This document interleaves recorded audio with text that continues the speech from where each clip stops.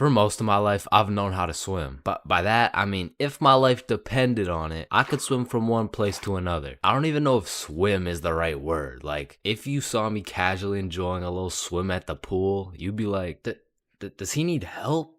Like, is he drowning? I mean, like, I did take swimming lessons, but I quit at level alligator, bro. I never even made it to level 1. With that being said, this incident dates way back to when I was in grade 4. We were going on a field trip, and of course, it's to the pool. But I'm not stressing. I know I safely passed level penguin, so I should be chilling. My whole class and I walk into the entrance of the pool, but before anyone was allowed in the pool, they asked everyone if they knew how to swim. And I thought, we're in grade 4. There is no way somebody still doesn't know how to swim. And just as I presumed, nobody needed a life jacket. So me and the gang are swimming around, jumping off the diving boards. Fun stuff for a grade 4 field trip. But after about an hour, my friends and I are just chilling in the deep end. And that's when I see a kid in my class named Ben on some floaty things coming in our direction. A little backstory about Ben. For as long as I can remember, this dude has been on my nuts. So when I saw this dude coming in my direction, I assumed he just wanted to say hi or something. But as he made his way towards me, I could tell he was struggling. So I swim over to help him out. Oh, hey Ben.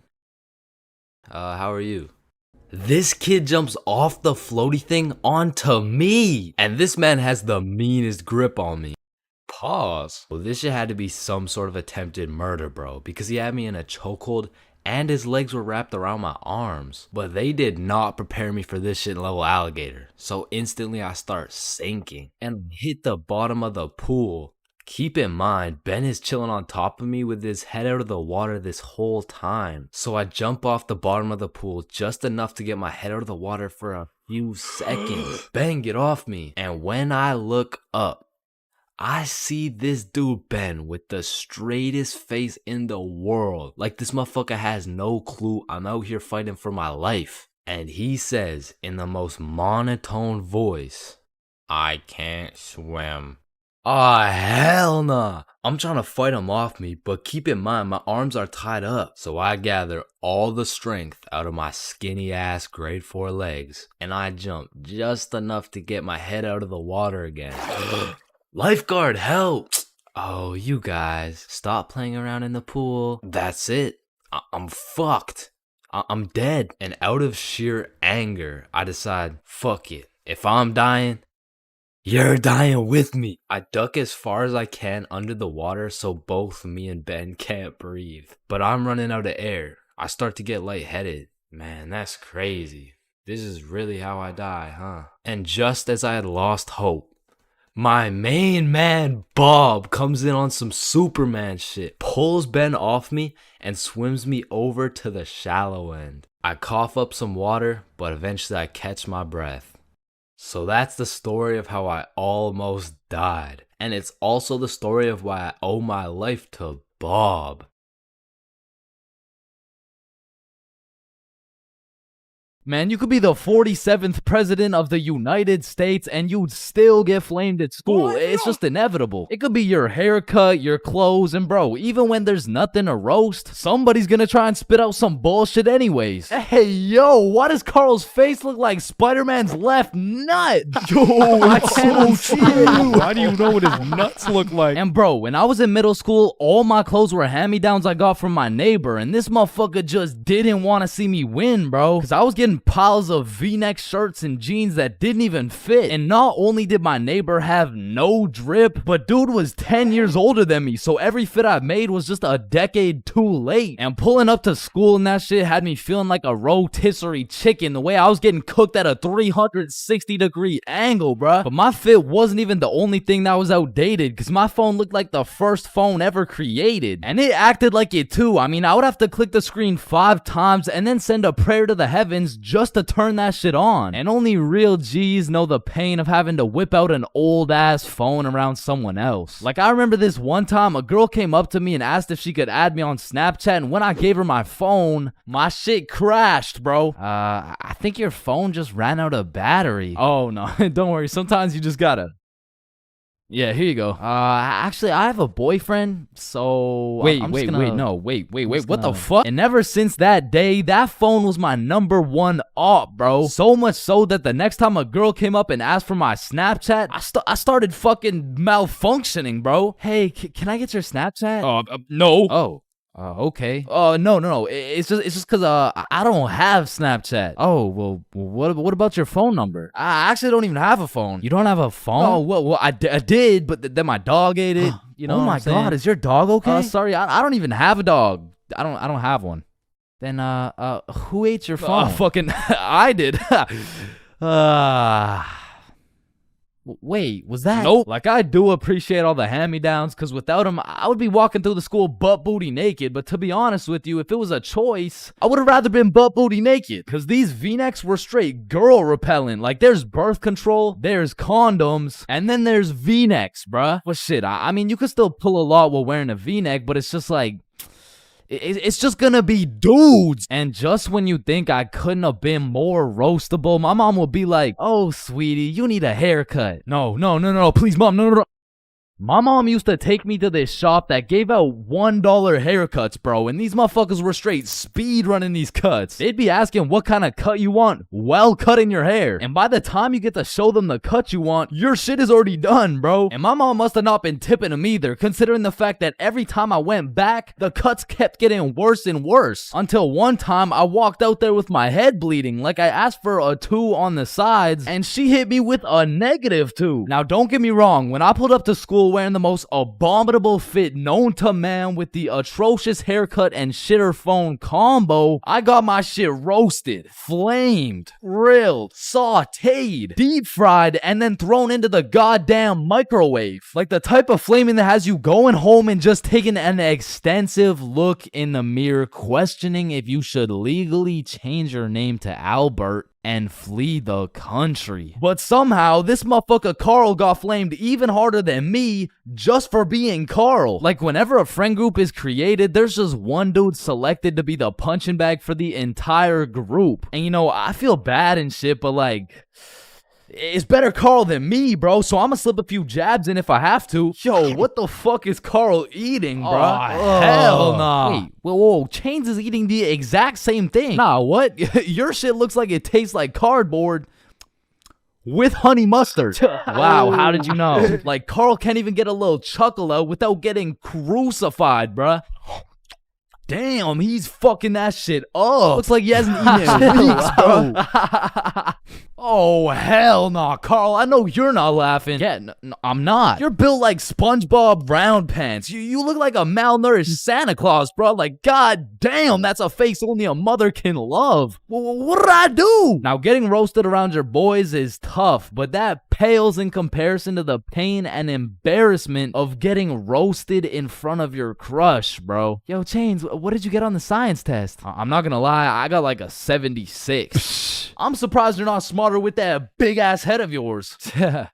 Good one, Joe. No, like for real, your shit is massive. Like the sheer amount of brain you could fit in that bitch should make you Einstein. You look like you should be pulling 10,000 IQ plays right now. You look like you got the solution to world hunger somewhere hidden in that big ass noggin. Like how do you even stand up straight with that absolute cranium for a head? But I remember this one time I got my shit flamed so hard in front of an entire audience that I was brought to tears. But I mean, I was 6. I was 6 years old. And the day was December 24th, Christmas Eve. So my mom brought me and my brother to this improv play, and as we sat and waited for the show to begin, this little elf walked up to us like, hey, do you guys want to be a part of the show? Yeah, let's do it. Okay, yeah, I'll do it. And once the show began, they called me and my brother up to the stage and asked us a very simple question. So, what do you guys want for Christmas? Oh, I want a Minecraft sword and a creeper stuffy. And, what about you, little man? And as I looked into that crowd with dead silence, my brain stopped braining, bro. Hey, don't worry, it can be anything. Shit. I want, Just, kid, what do you want? I wanna... Man, I wanna... I don't really know what I want. Yo, who brought this fucking dumbass on stage, bro. Get the fuck out of here. Now I'm paraphrasing. I mean, I was 6. I don't remember exactly what he said, but that's what it felt like. And as we walked back to our seats, I was super embarrassed. But as the show started, it was actually pretty funny, and people had probably forgot about it by now. But 10 minutes into the show, a character walks on stage with some goofy ass buck teeth. Yo, this guy looks stupid as hell. Oh shit. And this dude proceeds to absolutely cook 6-year-old me with no remorse. Hey, what's your name? I don't know. What? Okay, how's your day? Day? Day? What the fuck is a day? I don't know. Well, what do you know? No.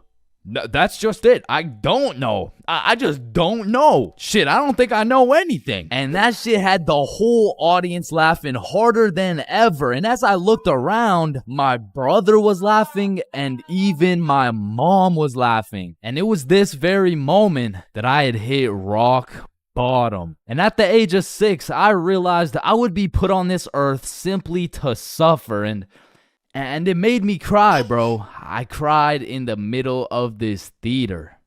Then the next morning I woke up and it was Christmas. And under the Christmas tree, I saw the best gift of all. It was a Bob pocket tee from ChainsClub.shop. That's right, it's brand new. You can wear it around your homies. You can wear it at school. You can wear it around your mom, your grandma, your great-grandma, maybe not your great-grandma, but damn near anywhere else, and Bob will be posted in your pocket the whole time. Wow, what a perfect thing to get someone for Christmas, am I right? yeah, I'm right. Aw, can I pet your dog? Yeah, for sure. Aw, what's your name, little guy? His name's Ben. Ben? Aw, he's so cute. I just wanna Hunt that motherfucker. Man, these intrusive thoughts I be having make me wonder whether I belong in maximum security prison or not. Like, I don't even mean to, but the thoughts that pop into my head are so menacing that I can't even say this shit on YouTube, or this video will get taken down. Then I'll be canceled. Then my whole channel will get deleted. Then I'll be thrown into a psych ward, and then I'll be put on the fucking death penalty. Like, these thoughts that pop into my head are so alarming that they make me want to beat my own ass, bro. Hey, man, why'd you just sock yourself in the face? Oh, well, you see, I was about to push that unsuspecting toddler into the deep end for no apparent reason, so... Yo, this guy's about to assault a minor. Hey, you can't do that. Cool, but it's not like every single intrusive thought I have is bad enough to get me convicted. Like, whenever I'm walking across a bridge, I have to use every cell in my body to fight the urge of just tossing my phone into the water. Like, there is literally no benefit from doing that shit, but there's just something inside of me that would feel so much satisfaction with just seeing my phone dissipate into the water. You know, maybe you get that urge because it would just be satisfying to do some shit that's out of the box, some shit that nobody else would do, just to break the simulation a little bit. Cause I could be having the best day of my life. I could wake up, get the meanest pump in, hop in the shower, eat the most fire breakfast, and draw the most pristine stickmen I've ever drawn. But as I'm casually walking beside a bunch of cars that are going 65 miles an hour, I'm still gonna have the urge to just throw myself in front of a car, bro. And it's not even on some emo shit. Like, I want to live, but I also want to dive into some oncoming traffic. But at least I'm not the only one who does this. Like, other people do this.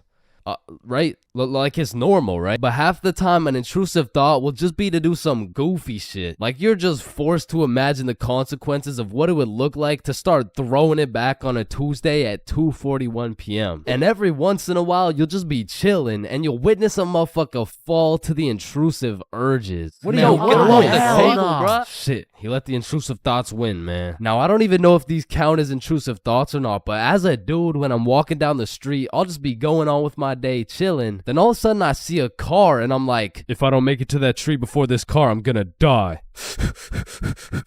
aw, shit.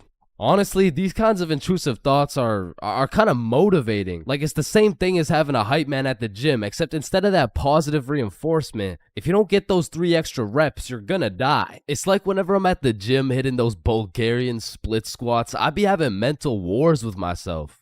Ooh, that was a good set, man. I think we're done. 5 more reps or you're a bitch. Damn, good shit. All right, I think we could wrap it up. 10 more pussy. Who the fuck's gonna carry the boats? I told you we should have stopped, bro. 15 more or you like dick? Now that I think about it, there's a good amount of people in prison right now who just succumb to their intrusive thoughts. Cause intrusive thoughts are just like that demon on your shoulder telling you to do the most devious shit possible. And I know there's a bunch of motherfuckers out there who just listen to that little guy. Hey man, you see that lovely old lady right there? Yeah, you're gonna hit her with a mean right hook. Well, what's in it for me? Nothing. Shit, alright. But to be honest, there is a handful of times where I've let the intrusive thoughts take over. One of the most memorable was way back when I was 5 years old. Me and my older brother were just dicking around doing some 5-year-old shit. Keep in mind, this story takes place before your boy had even developed consciousness. So I was just a little munchkin doing munchkin shit. Then suddenly, this urge came over me. It was unlike anything I'd ever felt before. It was dark, irresistible, and for no apparent reason, I bit my brother's arm. And this was probably the most satisfied I'd ever felt in my entire life, but it was followed by shame and regret because I had no excuse. Ow, why the fuck did your dumbass just bite me, bro? I felt like it. And one of my lowest IQ moments of all time took place when I was in grade 8. It was goddamn sewing class, bro. And I remember I was having a particularly miserable day, so I was just going through the motions. We were all gathered around this big table with our sewing machines, some fabric, and some scissors. I remember I was working on some shitty little big chungus stuffy. But on this particular day, the sewing machine cable was looking mad thick and juicy. And like I said, I was having a bad day, which is exactly why the intrusive thoughts decided to catch me at my worst. Psst, psst, do it. What? To do what? Oh, you know what to do. You're the one with the scissors in your hand, buddy. How did these even get in my hand? Now cut it. Cut it, Chains. No. Why the fuck would I? The wire exploded with smoke and my heart dropped so fast, bro. And everyone around the table just stares me down. And I'm thinking I can somehow cover this shit up like I didn't just take some fucking scissors and snip that shit like an umbilical cord. Maybe I could convince the teacher the cord snipped itself or some shit. But as I look down at the scissors in my hand, there's literally a chunk missing from the scissors. They look like they survived World War II. But barely. The scissors are all charred up and shit, and just like that, my plan of convincing her I didn't cut it went out the fucking window. You take one look at the cord, one look at the scissors, and one look at my dumbass face, and you could piece together exactly what happened. So my sewing teacher walks over looking pissed as hell, and she tells me to go sit in the corner. So I take my charred scissors and sit in the corner like I'm a 5-year-old, but to be fair, I made a 5-year-old decision like I was in grade 8. I was 14, bruh. What kind of 14-year-old cuts the cord to a sewing machine cause he felt like it? Like if my 14-year-old son did some shit like that, I would tell the kid I'm going to get some milk and I'm calling it quits. I would have to have another kid and try it all over again cause that kid is going nowhere in life, man. So as I'm sitting in the corner realizing I'm a disappointment, it was one of those moments where you fucked up so bad you don't even feel any emotions. I was just sitting there straight faced like, well, fuck me. It was really one of those moments where you just want to stop existing. So after the class ended, the teacher came over to me and she said, Chains, why the fuck did you cut the cord of the sewing machine? No, Miss Sewingson, you gotta hear me out. Okay, this better be good, Chains. What was looking mad juicy and the scissors just teleported into my hands. I don't even know. You did what? Mom, it was the intrusive thoughts that they told me to do it. I'm about to intrude that ass. The fuck?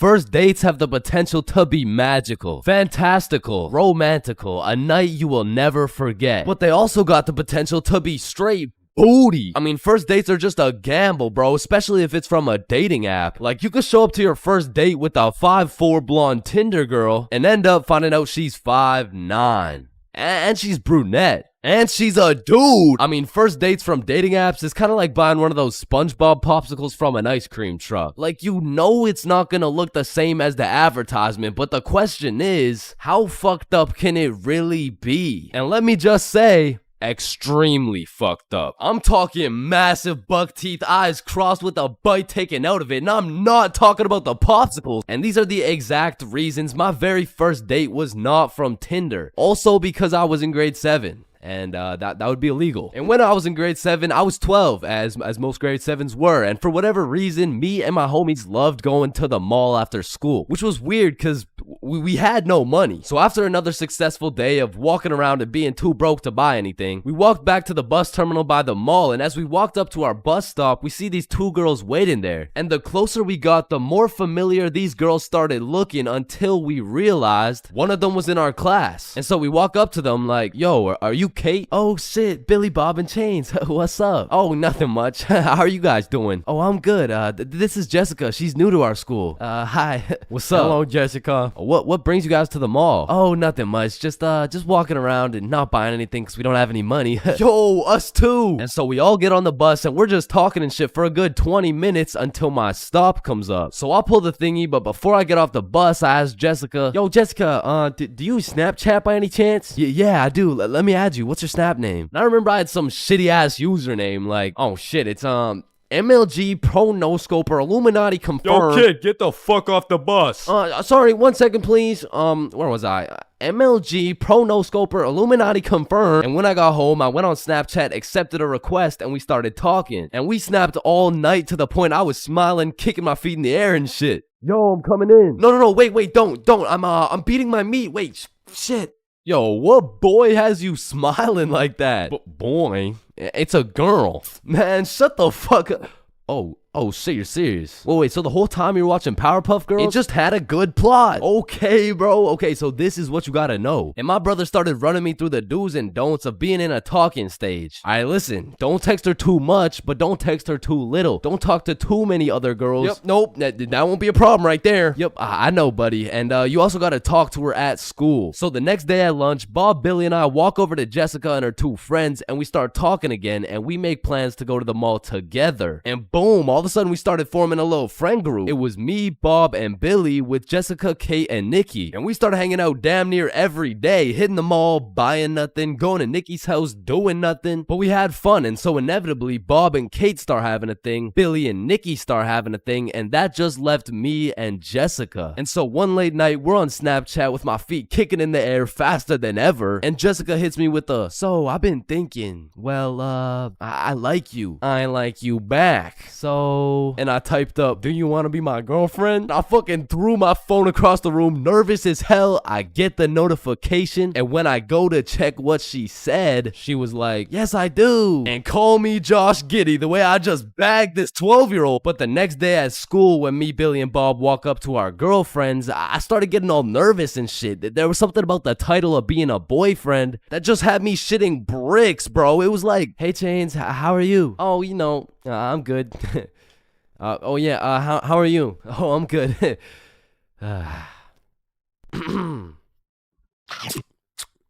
But now that all three of the boys had acquired girlfriends, Billy was like, hey, why don't we all see a movie this weekend? Like it'll be a triple date. Yeah, that's a great idea. Yeah, let's do it. It's a date, triple date.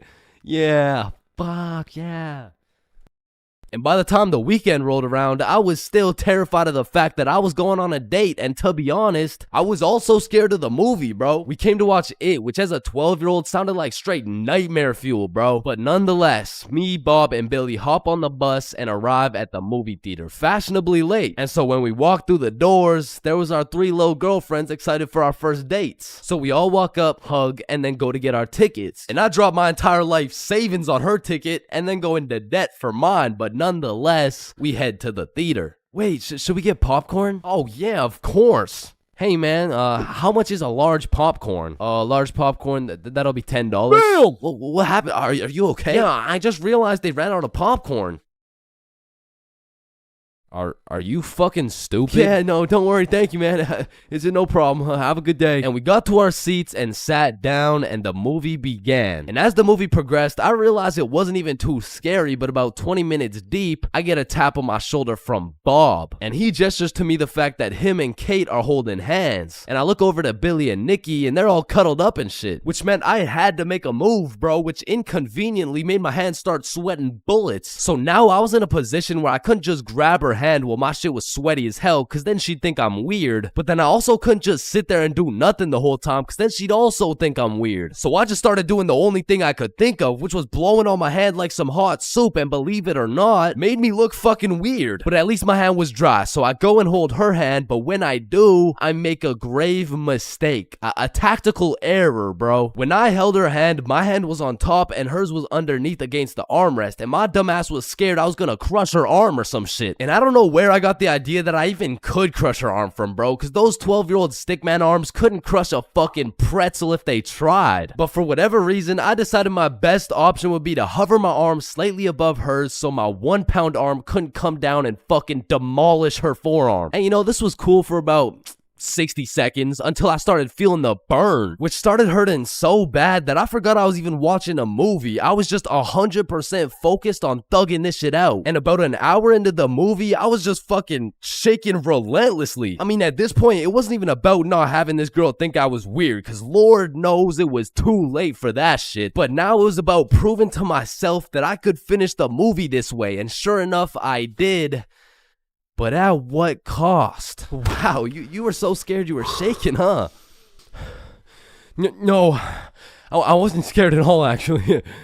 Oh my god, are you sweating? No. So, you know, looking back, it wasn't my best performance, you know what I'm saying? But with that being said, after that triple date, Billy's girlfriend Nikki ended up breaking up with him and gave up on dating dudes as a whole. So, I mean, it could always be worse, bro. Yo, Chains, I'll pay you $5 if you pull that fire alarm right there. Oh. Yo, run. Chains, do you know why I've called you into my office today?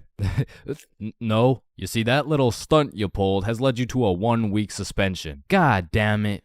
What does suspension mean? It means for the next week, you are prohibited from coming to school.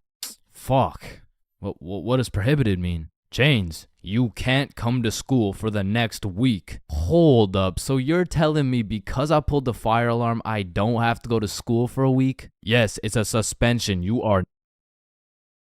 Man, I got a love-hate relationship when it comes to getting suspended from school. Like, on one hand, shit, you just don't have to go to school. But on the other hand... Suspended? Oh, I'm about to suspend that ass. Ah, fuck. Ow. Shit. Alright, I don't recommend getting suspended. That shit is not worth it. But how do I know? This story dates way back to grade 7. It was a cold winter day at Stickman Middle School. In fact, it was freezing cold, and this gave Billy a great idea. Yo, the pond behind the school is frozen. Let's go fuck around on it. Oh, I'm down. Okay, bet. So after school, we got a group of 5 homies, and we headed over to the frozen pond. Now, to paint the picture, behind Stickman Middle School was Stickman Elementary School, and behind Stickman Elementary School was this frozen pond, meaning we had to walk through Stickman Elementary School to get to this pond. But nonetheless, we walk up to the pond, and instantly I see this big red sign that says, "Hazard, do not step on ice." Guys, the sign says do not step on ice. Man, fuck the sign. Watch this. Oh shit, look, it's sturdy as fuck. Yo, fuck. And even though Billy's dumbass fell in, the ice was actually pretty sturdy. So, you know, we're gliding around, eating shit, hitting the meanest ballerina spins you've ever seen, and eating shit. And we were having some good old harmless fun. In fact, our grade 7 selves were having the time of our lives on this frozen water. That is until... Oh, what do you guys think you're doing? We were just walking on the ice.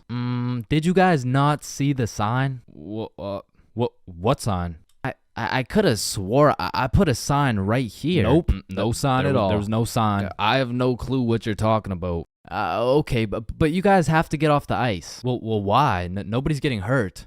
Yeah, we're safe. Okay, it's your choice. You're gonna regret this. So we continued with our ice skating antics for approximately 10 more minutes. Until the same lady came back up to the pond, but this time she was equipped with a Sony Alpha A7 mirrorless digital camera with the extendo lens. In other words, she was quite literally about to catch us in 4K. But at least she doesn't know what school we go to. Hey, what school do you guys go to? Not Stickman Middle School. Absolutely not. No, definitely not. Fuck, she knows. We had to think quick. How are we gonna smoothly get out of this situation without getting in trouble? So we called a boys' emergency meeting. We huddled up and discussed our best plans to get out of this situation. And after combining all of our genius grade 7 brains, we made the ultimate plan. If we started mooning the camera, it would then be illegal for her to take pictures of our middle school cheeks.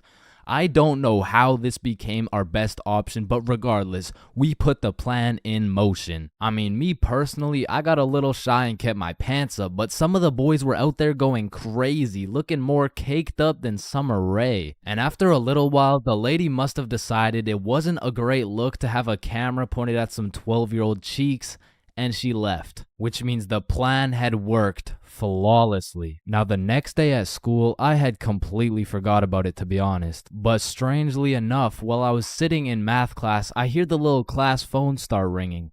Hello? Oh, yes, he's here. Oh, okay. Yeah, I'll send him your way. Thank you.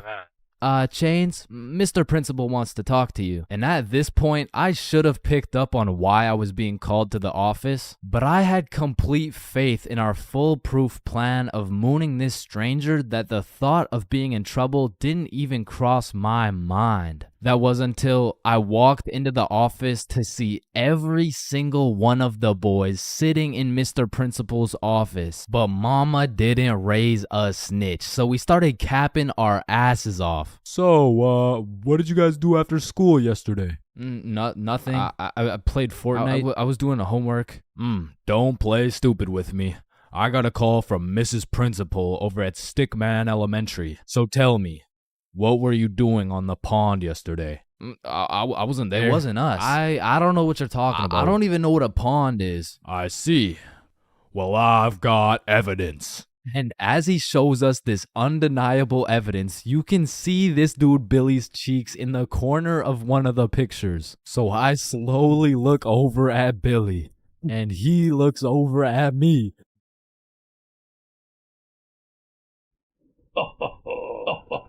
If you don't stop laughing right now, you're all suspended.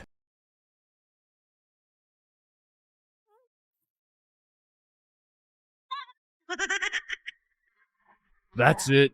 You're all suspended. And as I explained the situation to my mom, let's just say Mama Chains was not happy.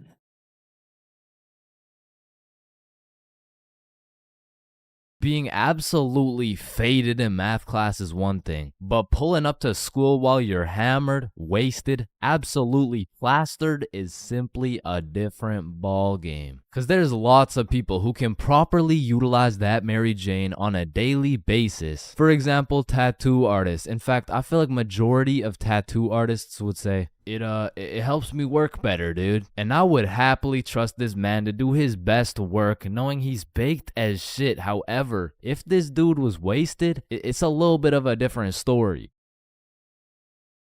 Alrighty, dude. All done. Yo, I asked for a rose, bro. And because of this reason, you would truly have to be a dumbass to go to school drunk. Chains, but the title of the video says going to school drunk. I did, bro. I went to school drunk, but listen, it was no ordinary day at school. No. In fact, I didn't even go in the day at all. I went drunk to the school dance. Meaning this story takes place when the boys and I were in grade 11. It was a Thursday night, the night of winter ball. And as the boys and I were getting ready, you know, looking like some distinguished young gentlemen, I had realized, damn, none of us have any girls to take to the dance. Fuck, you're right. That means we're gonna have to ask a girl to dance, bro. What?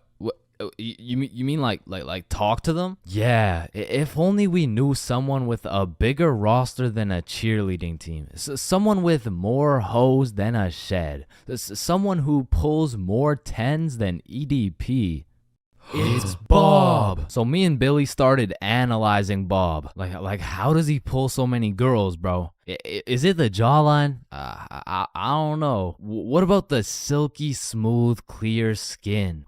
Maybe. Or is it those succulent luscious kissable lips? It's the glasses. Yeah, the glasses. Yeah. So we stole Bob's entire flow in the hopes this would put an end to my drought of bitches. So we check ourselves out in the mirror and then we hop into Billy's whip. We throw on some Rihanna to get us hyped, and before we knew it, we had arrived at school. Now, to really paint the picture, it was a Thursday at 8 p.m. And on this Thursday at 8 p.m., Billy pops his trunk to pull out 2 bottles of vodka. Now, if you were unaware, it was currently a Thursday at 8 p.m. on a school night, and we were headed into our school. Now, logically, I should have simply denied the alcohol, but I'ma keep it a buck. The whole idea of walking up to a girl and asking her to dance was really giving me the heebie-jeebies. I mean, my palms were sweaty, my knees were weak, and arms were heavy, so I took a big old chug of that liquid courage in order to ease the nerves a little bit. And shit, Billy must have been feeling the same way because Billy was down in that shit like it was water. And right after we consumed enough alcohol to kill a baby elephant, I got a notification on my phone. Oh shit, I got an email. Oh, it's from the school. It says, if you come to the winter ball under the influence of alcohol or any drug, you will face suspension and will lose your right to walk across the stage for graduation. Fuck. Okay, listen, if we can get into the dance before this shit hits, we're chilling. All right, we got this. So we walk into the school looking fresh as hell, but then I notice a fat line of students, and this line led to a security check to get into the dance. Fuck, that's not good. Nah, we're chilling. I still don't even feel anything. What about you? Yeah, same. We're good. And just as we came to the consensus that we were good, the principal starts walking down the line in our direction. Fuck, act cool. We're good. Act cool. Whew. That was close. You 3, over here. Shit, fuck, shit. Do you guys know why I called you over here? Nah. Nope. I smelled alcohol the moment I walked past you 3. Now, I don't know if it was one of you or all of you, but you know the consequences of showing up under the influence, right? Yeah, we do. And tell me, is it or is it not suspicious that all 3 of you guys showed up with glasses on? Nah, we just thought it looked really suspicious. Take them off. Damn. Yes, right. sir. And although I downed a sizable amount of vodka, it still hadn't kicked in yet. Now, I didn't want to do this to you guys, but look at my finger. This motherfucker starts waving around his magic finger in Billy's face with a flashlight to somehow see if he's drunk. Now, I don't know what the plan was, but I was fucking scared. Okay. He's not bad. Oh, okay. He's good. Now let's see here. And just as this motherfucker puts his finger in my face, that vodka hits, bro. I'm using all the strength I got to keep my balance while I'm getting blinded by this flashlight. Let me try that again. I got a little feeling you guys drank, but it hasn't fully kicked in yet. I'll check up on you in a little bit. Yeah, that's good. Yeah. So we get to security and they make sure to pat us down. A little bit too good, but before we knew it, we were at the dance. And just like that, I saw my opportunity and I put that liquid courage to use. And you know, I'm very articulate when it comes to words, so I ask, "Hi, how are you?" "Oh, hey, I'm good." So I wanted to ask you, like, you know, we're at the dance and I saw you, so I walked over here. Here we are, you know what I mean? So like, do you want to dance?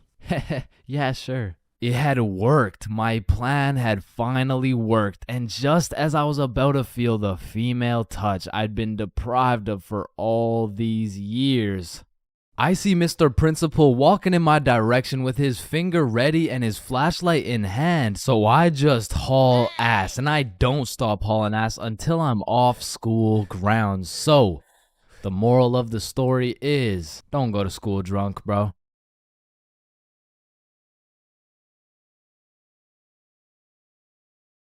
Okay, Chains, welcome to your first day at Jim Jordan's. These are our new product, Bieber Bites. Just smile and remember.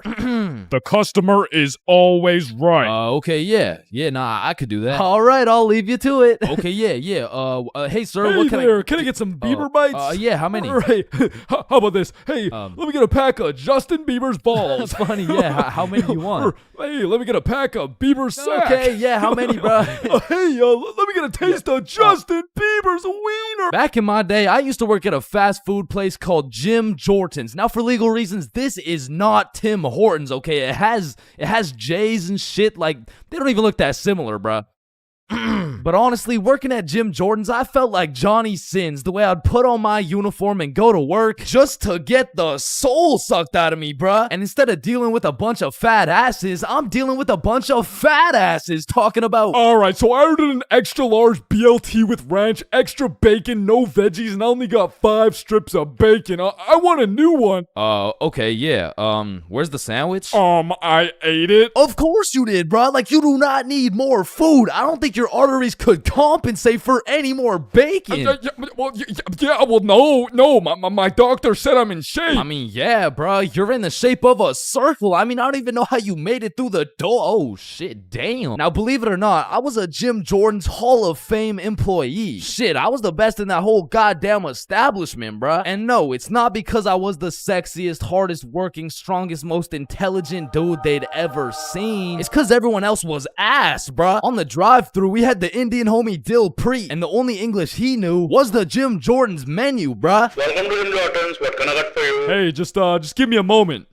I give you donut. No, I need time to think. You need chai, tea, drink. No, can you wait or not? Okay. One tater tot. No! Wait! You want 8? No! Okay, stop it. You know what? Okay. Chocolate donut. Then over making the food, we had this sweet 83-year-old lady Linda who was 20 years too old to be doing this shit. Okay, Chains, here's the cheese bagel. Thank you, Linda. But yeah, this is the 9th cheese bagel you've given me in 20 minutes. Oh my good gracious, I'm sorry. I'm sorry. Oh, what's this? Oh, cheese bagel coming right up. And over working the counter, we had Sebastian. Now, don't get me wrong, Sebastian was a really nice guy, but...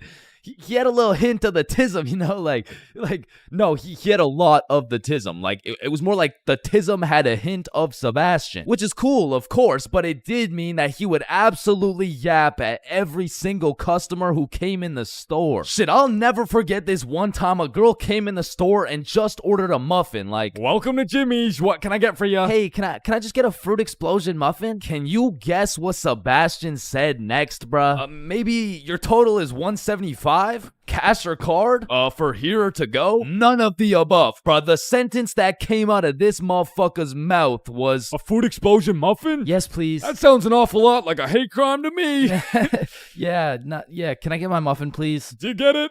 Yeah, you get it? Yeah, I get it. Okay, listen.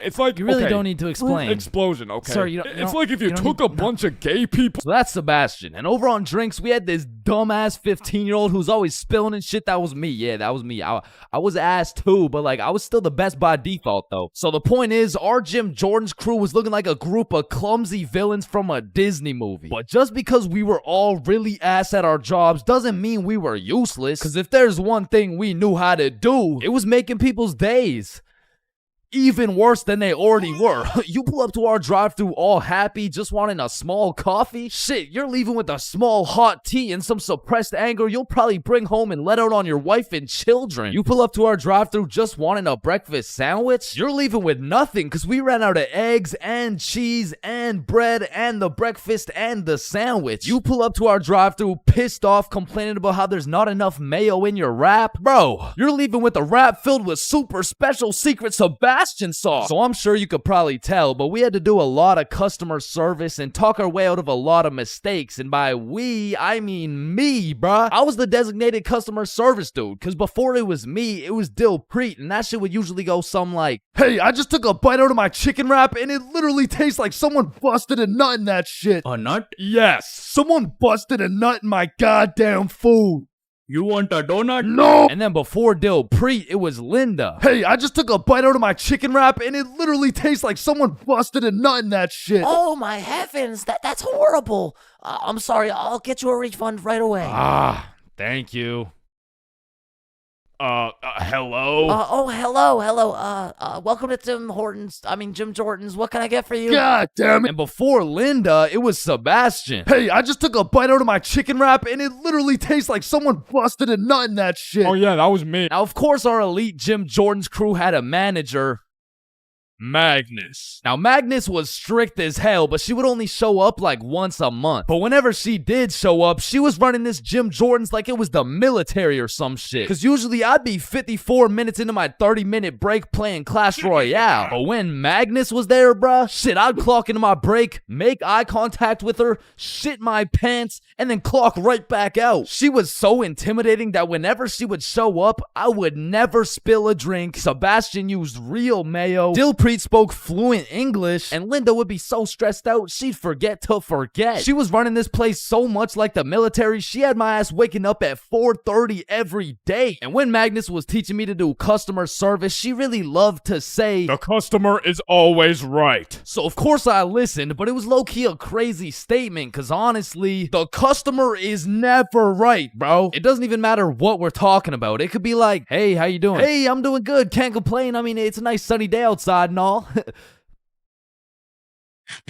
Damn, this chicken wrap is good as hell. I am 100% sure nobody busted a nut in this.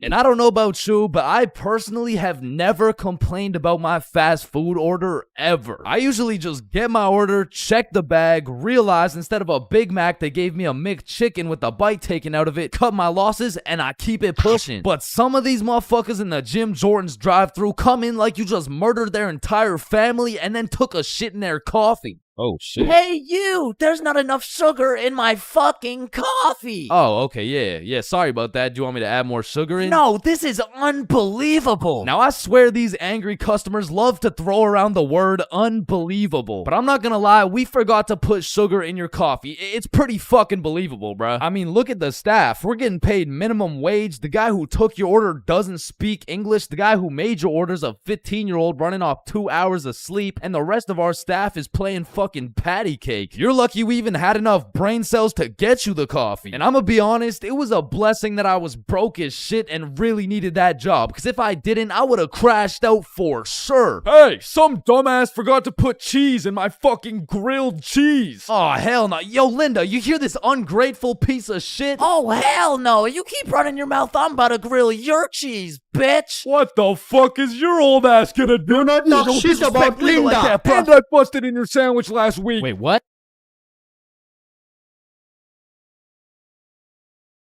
Bro, when I was in middle school, every time I would walk by the high school, the freshmen deadass looked like adults to me, bro. The sophomores looked like tax-paying citizens. I saw juniors as grown men with a wife and kids, and seniors, bro. I couldn't tell the difference between a senior and a senior citizen, bro. And that's because in grade 7, I saw me and all my homies as fully developed, mature, and respectable humans, and that was simply cat. Because now when I look back at a picture of us in grade 7, I see a bunch of little babies, bro. Yada, yada, yada. What does this have to do with stealing a guy's vape? We stole a vape from a senior in high school, and we were in grade 7, bro. And when I say we, I mean Billy. Billy stole that shit, and me and Bob were accomplices. Now, if you ask me back in the day, ChainsFR, you're awfully small. Scrawny, weak, ugly, chopped. okay, sir, what's the question? How do you expect to win this fight against such a bigger opponent? Listen, Joe Rogan, it's not about the size of the dog in the fight. It's about the size of the fight in the dog. Thank you very much. Thank you. And then I saw Jake Paul versus Anthony Joshua, bruh. Okay, guys, so I'm not doing this fight. I quit. I'm retiring. Because I don't care how many years of karate, taekwondo, pad thai, jujitsu, or teriyaki a kid takes. I can beat their ass easily. But I won't, because that's morally wrong and I have honor. Hey, everyone. I heard Chains talks to minors. What the fuck? And I heard he fakes all his stories. Man, I do not fake my stories, bro. Sorry, anyways, as I was saying, this story takes place in grade 7. It was a summer day, and it started off pretty slow. You know, me and the boys were just chilling at Bob's crib, playing a little Rocket League and whatnot until we got bored. And when me, Bob, and Billy get bored, it's a problem, bro. Because every time we were bored, we would do one of 5 things. Light public garbage cans on fire, ding-dong ditch houses, light more shit on fire, buy things from 7-Eleven, with the 100% discount, or climb our middle school, bro. Yo, let's go let some garbages on fire. Yo, I don't know if there's any left at this point. Alright, let's ding dong dead. Man, I'm not really trying to do all that running right now. Shit, should we climb Stickman Middle? Yes. So we pull up on a scene, shiesties activated. We scan the area for witnesses, nobody. We identify all security cameras and move forward with the plan. So, Stickman Middle rooftop was about 20 feet up, far too high to reach. However, it had a playground with one of those spiderweb johns, and this playground was fenced off, and this fence is what we call the method. So one at a time, we climb up this metal fence, stand on top of it so we were just tall enough to jump and grab the roof, and we pull ourselves onto the rooftop. So Bob and Billy got up first. I jump and get my hands on the rooftop, pull myself up, and the view was insane, bro. Sun setting and everything. So me and the gang are sitting on the roof of our school. Bob brought some of those good old sweet heat Doritos, and we have ourselves a nice little romantic afternoon. When all of a sudden a car pulls up to the courtyard. A dude hops out of the driver's seat. 3 girls hop out of the whip. They're probably 19 or 20, and one of them looks up like, Hey, what the fuck? hey. Yo. Oh shit, how'd y'all get up there? Shit, it's easy. I mean, we just climbed this fence. You want to try? Yeah, okay, yeah, what do I do?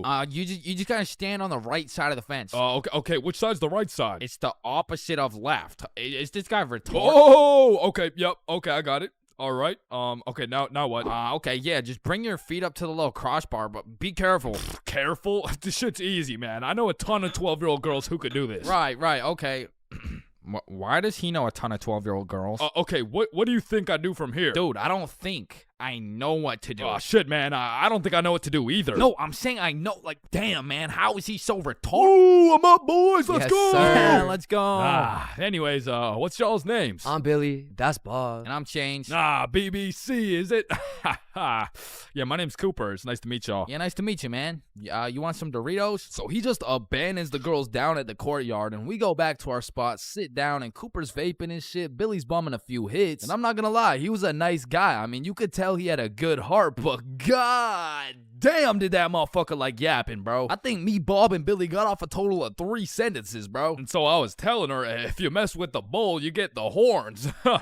Damn, that's crazy. Bruh, for real? Dead ass? I mean, bro yapped the day away. The sun went down. It was getting cold, so Billy was like, Yo, y'all trying to head back? yeah, bro, it's getting cold. Yeah, yo, great conversation though, boys. Right. So we all climb down the roof, make it to the courtyard, and say our farewells. Peace out, Alright, see Cooper. you, bro. Yeah, y'all have a good one, man. We head back towards Bob's crib, and to get there, we gotta walk up this small path with a super steep uphill, and as soon as we get to the top of the hill, Billy stops, and he looks back. Yo, what's up? I should have taxed his vape, bro. What? Yeah, like I should have finessed his vape. That shit was nice. Bro, like, you're not doing that.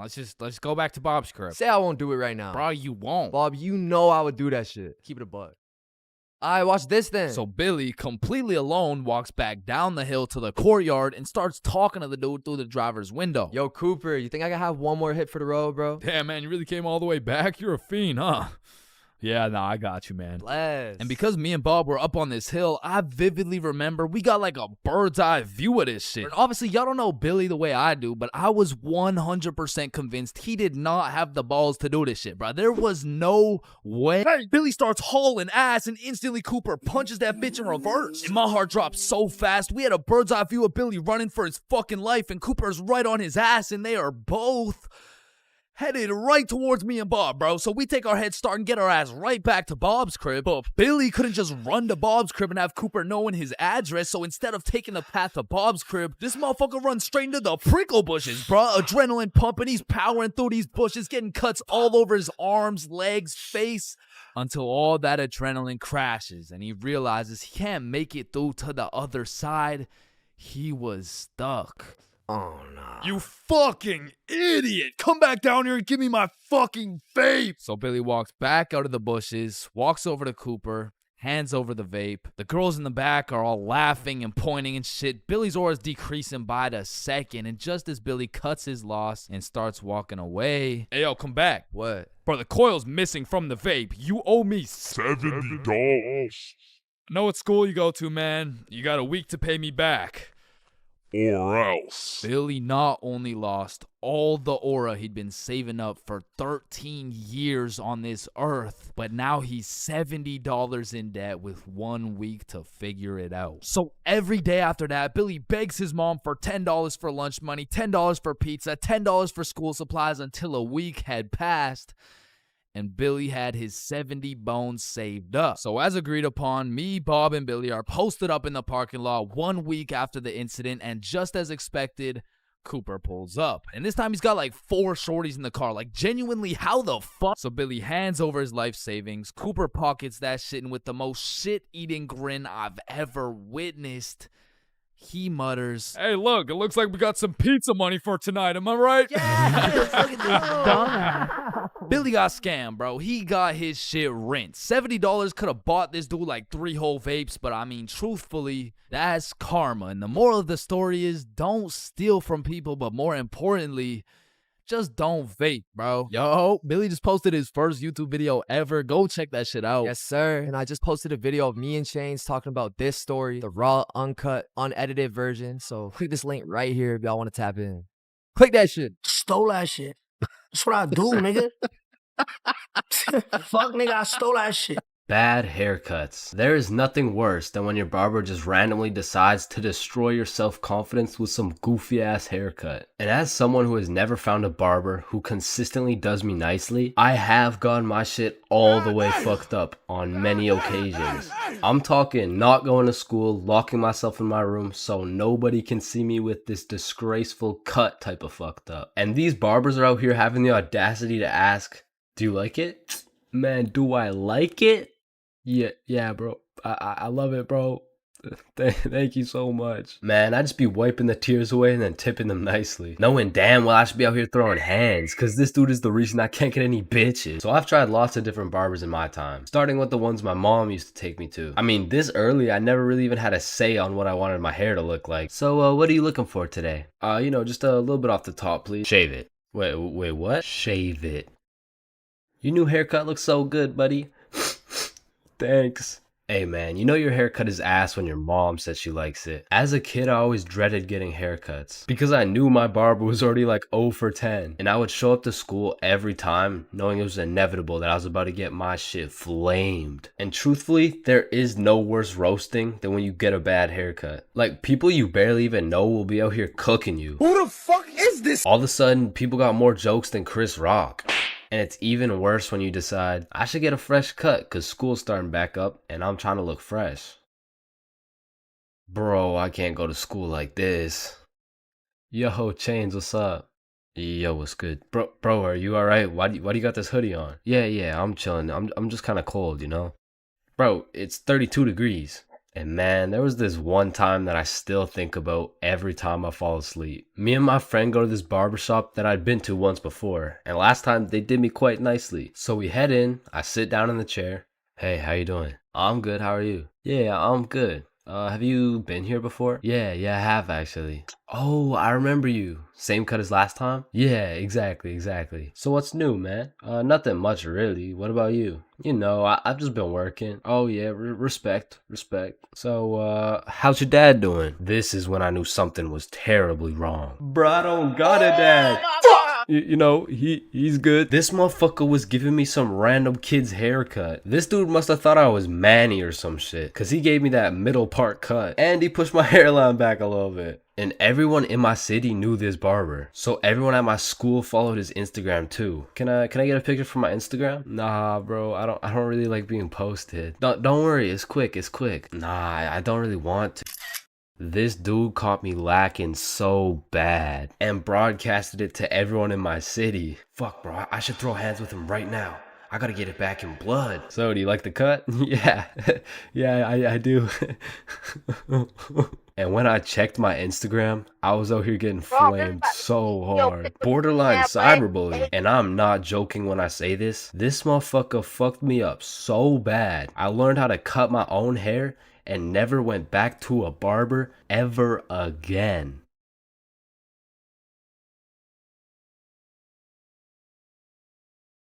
You know what they say, there's a first for everything, bro. Like your first steps, your first dance moves, your first words. Dada. Hey, would you look at that? We gotta get some milk. I'll be right back. Your first stepdad? New dada? Yeah, nah, I'm head out too, actually. And your first kiss. Man, the things I would do to go back and completely erase that shit from existence. Bro, all these Disney movies I was seeing as a kid had these first kisses turning ugly ass frogs into some fucking giga chads and shit. Like, spoiler alert. Fucking ribbon. And on top of that, the fact you have to close your eyes, like, bro, imagine you're learning how to golf and you're about to take your first swing and these motherfuckers are like, yeah, now do it with your eyes closed. Bruh, this is my first time. What do you expect to happen? Like, honestly, my first kiss is top 5 worst Chains moments of all time. And let's just say it's not 5 or 4. Or 3. That shit was really bad, bro. So with that being said, this story takes place in grade 7, which is the year I got my first girlfriend. Now, I told this story a few months back, but I purposely left out the part of my first kiss. Well, gosh diddly darn, Chains. Why would you do such a preposterous thing? And the truth is, I was planning on taking this shit to the grave with me, bro, but fuck it. Sometimes you just gotta let the world know. Okay, you're right. I got something to get off my chest. Epstein? Wait, with the what? So for the homies who haven't seen the video, one day me, Bob, and Billy were mobbing around our local mall when we seen these 3 girls from our class. So we walk up to them and lay down some of the meanest 12-year-old riz these girls had ever seen. Hey, yo, shorty, I think I just shit my pants. Can I get into yours? What the fuck? Oh, shit, my bad. My fault. Hey, yo, shorty, are you a cigarette? Am I a cigarette? What? Cause I'm trying to get lit and put your butt in my mouth. Wait, what? Nothing. Please.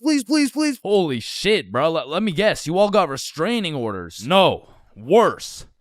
We got fucking girlfriends. And 12-year-old me had no business dating nobody, bruh. Like, my dumbass could barely even handle playing Fortnite with a girl. Like, oh, hey, Gamer Girl 97, I'm kind of low. Can I chug on your jugs? Oh, no, sorry. Whoa, I mean, I just want to slurp on your juice. No, I'm sorry. I mean, like, I need heels. Can I trade you? What do you need? Oh, yeah. Is there any way you could get me some mats? Oh, yeah, no, I'd love to give you my wood. Huh? Or bricks, or metal, or anything you need. Okay. Anything else? Yeah, I don't have a shotgun yet. Oh, shit, I got 3. I Okay. can give you 2 pumps. Ew. No, it's 1 pump. No, wait. Stop. Oh, sorry, I can give you shotguns, I mean. Okay. Where are you? I'm in this little wood fort I made. Oh, okay, I see you. Let me come in your box. What? So needless to say, every single interaction I had with my girlfriend was awkward as shit. Cause I had to pre-plan things to say in my head, and as soon as that shit went off script, I was cooked.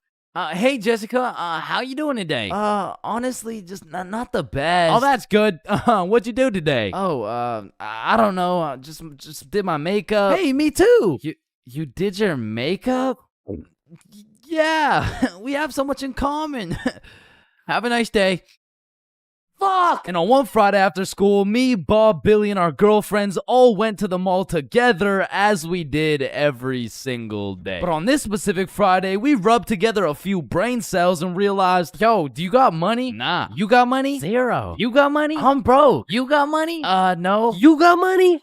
Yo, why are we at the mall? I don't know. That's a good Thought about it. question. I mean, we could all go to my house. Just do it. And so, of course, as the good kid I was, I text my mom to ask her to go. Greetings, Mother. I would like to know if it's in the realm of possibility that you would be so kind to grant me your permission to visit the household of my dearest acquaintance, Nikki. Looking forward to hearing from you. Your favorite son, Chains. And I immediately get a call. Let me speak to her parents. Now, I, ChainsFR, have never dated a 12-year-old boy in my life, and I honestly don't plan on it. But even in grade 7, I could use my logic and reasoning skills to understand if your boyfriend had to get his mom to talk to your friend's mom for permission to slide to the crib, instant ick, bruh. There's just no way. She'd probably break up with me on the spot. So I'm doing anything I can to not let that happen. Hey there, Miss For Real. This is Nikki's mom. I just want to let you know Chains and his friends are welcome over anytime because they're goated with the sauce. Shit. Oh, hey, Nikki's mom. Sorry, it's kind of hard to hear you over all this bullshit. You're not allowed at her house. Come home now. Chains, are you coming? Look, Mom, I'm not gonna lie. You gotta lock the fuck in right now. This is the first time in my life I ever been invited to a girl's house and there's cheeks up for grabs. Like, Mom, this is my only opportunity. If you don't let me go, the For Real bloodline might just end with me. Okay, listen, Chains. I'll let you go this time, but you have to be home at 9 p.m. sharp. Yay, thank you so much, Mom. Now, I'm paraphrasing, but the point is she let me go with a curfew of 9 p.m. So all 6 of us leave the mall, hop on the bus, and get off at Nikki's house. We go inside, sit on the couch, and now it's even more awkward, bruh, because instead of walking around the mall, all we had to entertain ourselves was ourselves. And just like any other awkward middle school scenario, that shit went like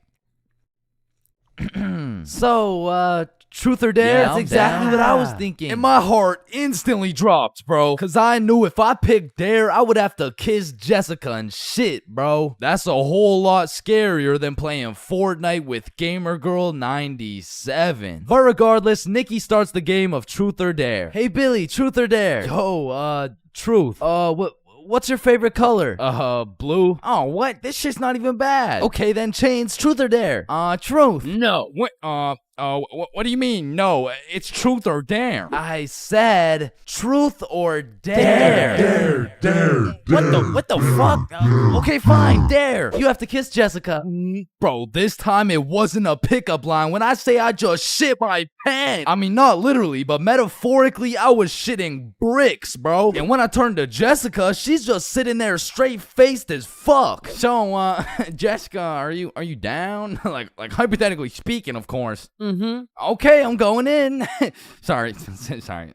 Let me just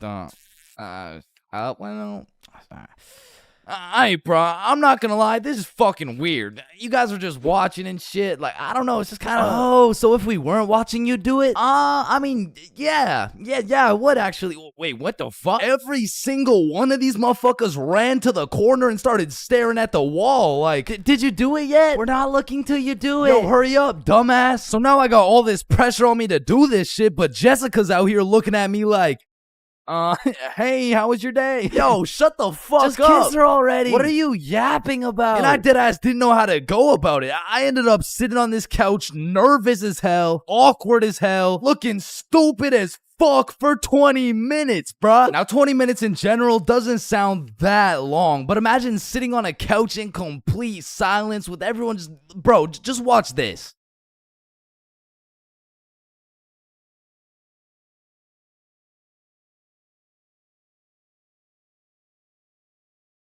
My brother in Christ. That was 10 seconds, bruh. Imagine doing that times 120. So after the second longest 20 minutes of my life, I say, you know what? Fuck it. And Nikki's mom walks in the room. Hey, who wants snacks? Oh.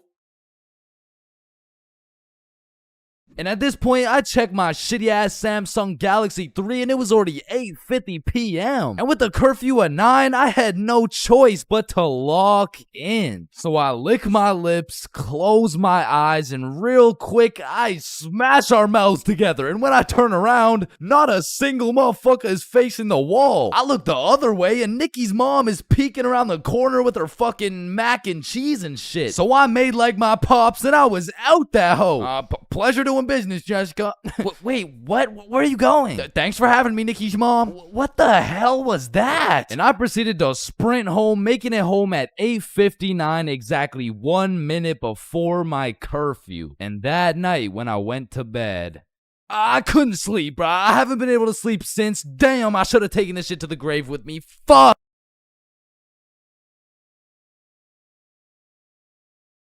Yo, when you think about it, every light switch is also a dark switch. Light switch, dark switch. Light switch, dark switch.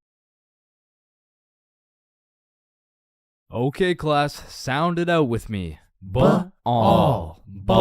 When you really think about it, we learn to read, and then we read to learn. Teacher, yeah, I think Chains is high. What the fuck? This is kindergarten. Shit. Ow. Damn.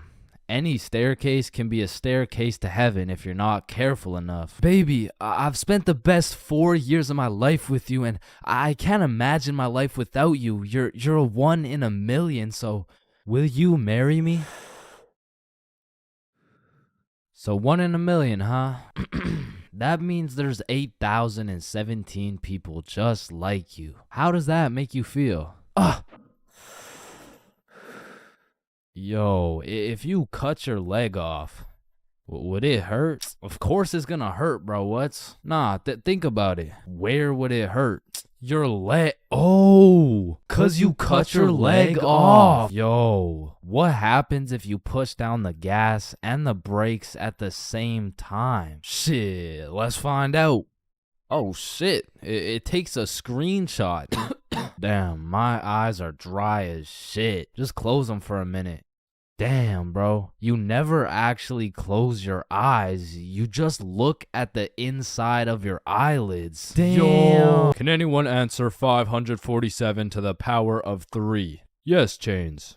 Yo, did you know every single odd number has an E in it? Damn. Chains, are you high again? No.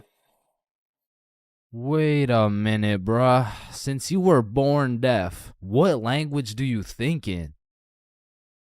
Oh shit, you right. Damn, I just realized squirrels' cheeks are also their nut sacks. You know what I'm saying? That's kind of like your mom. What? The way she had these nuts all up in her mouth. Bro, if everyone in the world all blinked at the same time, nobody would know. Oh shit, that's facts. Oh, I just blinked. Did you? Nah. Oh, I just blinked. Did you? Nah. Wait, what about just now?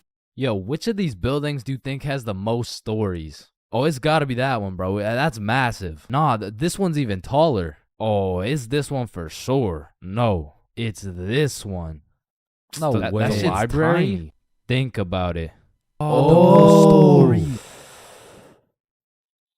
How are you supposed to get clothes? What are you talking about, bruh? Okay, imagine you had no clothes, right? How are you supposed to get some clothes? You go to the store and purchase that shit. Bro, they're not about to let you buy some clothes while your meat's hanging out. Nah, you just cop some clothes real fast. It's simple. Bruh, a young kid walks by and it's raps. So you guys both have the power to read minds? Yep, yes, that's sir. Right. Then if you both read each other's minds, whose mind are you reading? Oh, I don't know. We could try. All right, yeah, sure. Nah, that was not me. That was you for sure, dude. Damn, bro. When you think about it, the hospital is the only building you leave without entering. Damn. And people are having the worst day of their life, the best day of their life, the last day of their life, and the first day of their life, all in one building. Damn. Bro, I'm kind of scared down here. What? Why? But because I'm scared a shark's finna eat my ass. Well, when you think about it, there's more people eating sharks in the world than sharks eating people. Damn. That's actually really crazy to think about. Fuck. Yo, every single day, there's some random motherfucker out there who took the biggest shit for that day. Yeah, he's in this room. Bro, It's literally just you and me in the room. Yo, this Taco Bell is bussin'. So he incorrectly assumed his position. You spelled that incorrectly. Spelled what incorrectly? Incorrectly. Yeah, but what's incorrect? Incorrectly. Wait, what? Wait, guys. When you really think about it, the only time incorrectly isn't spelled incorrectly is when it's spelled incorrectly. Shut the hell up. Yeah, shut the fuck up. You know, the number of people older than you never increases. It only gets smaller and smaller. Damn.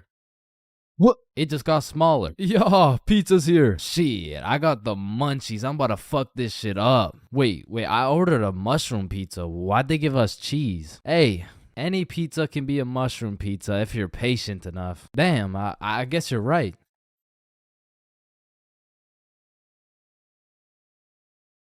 At last.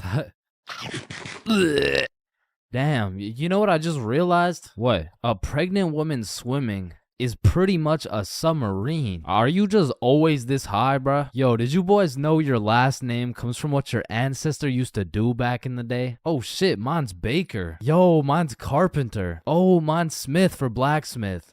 Well, what's yours, Johnny? It's Donald. Well, wait a minute. Your last name isn't Donald. It's Dickinson. Guys, chill. I can explain. Get the fuck out of bed, bitch. Go. Your alarm is really your theme song because it plays at the start of every episode. Well, why the fuck are you in my house? Yo, is Chains still mad over that chair? Yeah, well, what does this dude have against chairs? Why is it a chair? Yo, why is there sidewalks in the movie Cars if there's no humans? This dude won't shut up. Like, just watch the fucking movie, bruh. Damn, think about this. When a child is an asshole, the child gets a whooping. But when the parents are an asshole, the child gets another whooping. Shit, tell me about it, bruh. Fuck. Bro, you've checked the fridge 15 times already. No good food's finna magically appear. Damn, now that I think about it, we don't keep checking the fridge for new food, but rather we keep checking to see if our standards have dropped low enough to eat the shit that's already in the fridge.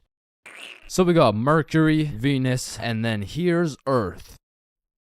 Yeah, Chains, what do you want? If Earth is the third planet from the sun, does that make every country a third world country? You're high again. Just get the fuck out of my class. And look at these sheep. Sheep. You know how one of your teeth is called a tooth? Yeah? And one geese is called a goose. Okay? Then why isn't one sheep called a shoop? All right, Chains, shoop. I can't keep doing this. Shoopity-doo. We have to break Sheep, up. Shoop. You know what I've been thinking? Yeah, what's up? Teenagers be whipping that shit like they're always running out of time. But old motherfuckers be driving like they got all the time in the world. Like, look at this geezer. Poor guy's practically decaying behind the wheel. But he's taking his time like he's got any time to spare. If I stab this cereal box, does that make me a serial killer? That one was straight ass. You gotta work on that shit. I'm gonna work on that one. Yo. If you weigh 99 pounds and you eat a 1 pound burrito, does that make you 1% burrito? Yo, that's crazy, because I literally just did that last night. You guys wouldn't believe this, but your blood work came back and it says you're 1% burrito. Yo, picture this. Imagine if Ed Sheeran was working at a bread place, right? Would that make him the gingerbread man? You're high as shit. Alright, bro, I'm a dip. Nah, don't leave me alone in this forest, bro. Hey, when you really think about it, you're not scared to be alone in this forest. You're scared you're not alone in the forest. You feel me? Yo, that's actually so true. Bro, you know what? Low key, if you're dead broke, robbing a bank isn't even a bad idea. Bro, there's no way some hobo's about to pull off a bank heist. Nah, but just think about it. Whether you successfully rob the bank or not, either way, you get over 10 years of bills you don't gotta worry about. Alright, fuck it. You got the strap? Yup. Yo, throw on your seatbelt really quick. Nah. What? Why not? Well, you see, it increases my risk of dying from cancer. What are you talking about, bro? That shit makes no sense. Just let that sink in. Oh, yeah, I got you. Yo, what's up? But still, that shit makes no sense. No, but actually think about it. Oh. Hey, bro, you want a hit? Nah, I don't smoke. I'm scared that I'll get all paranoid and shit. Hey, man, if you're paranoid that you're gonna get paranoid, you're having the side effect without even smoking. It's true, though.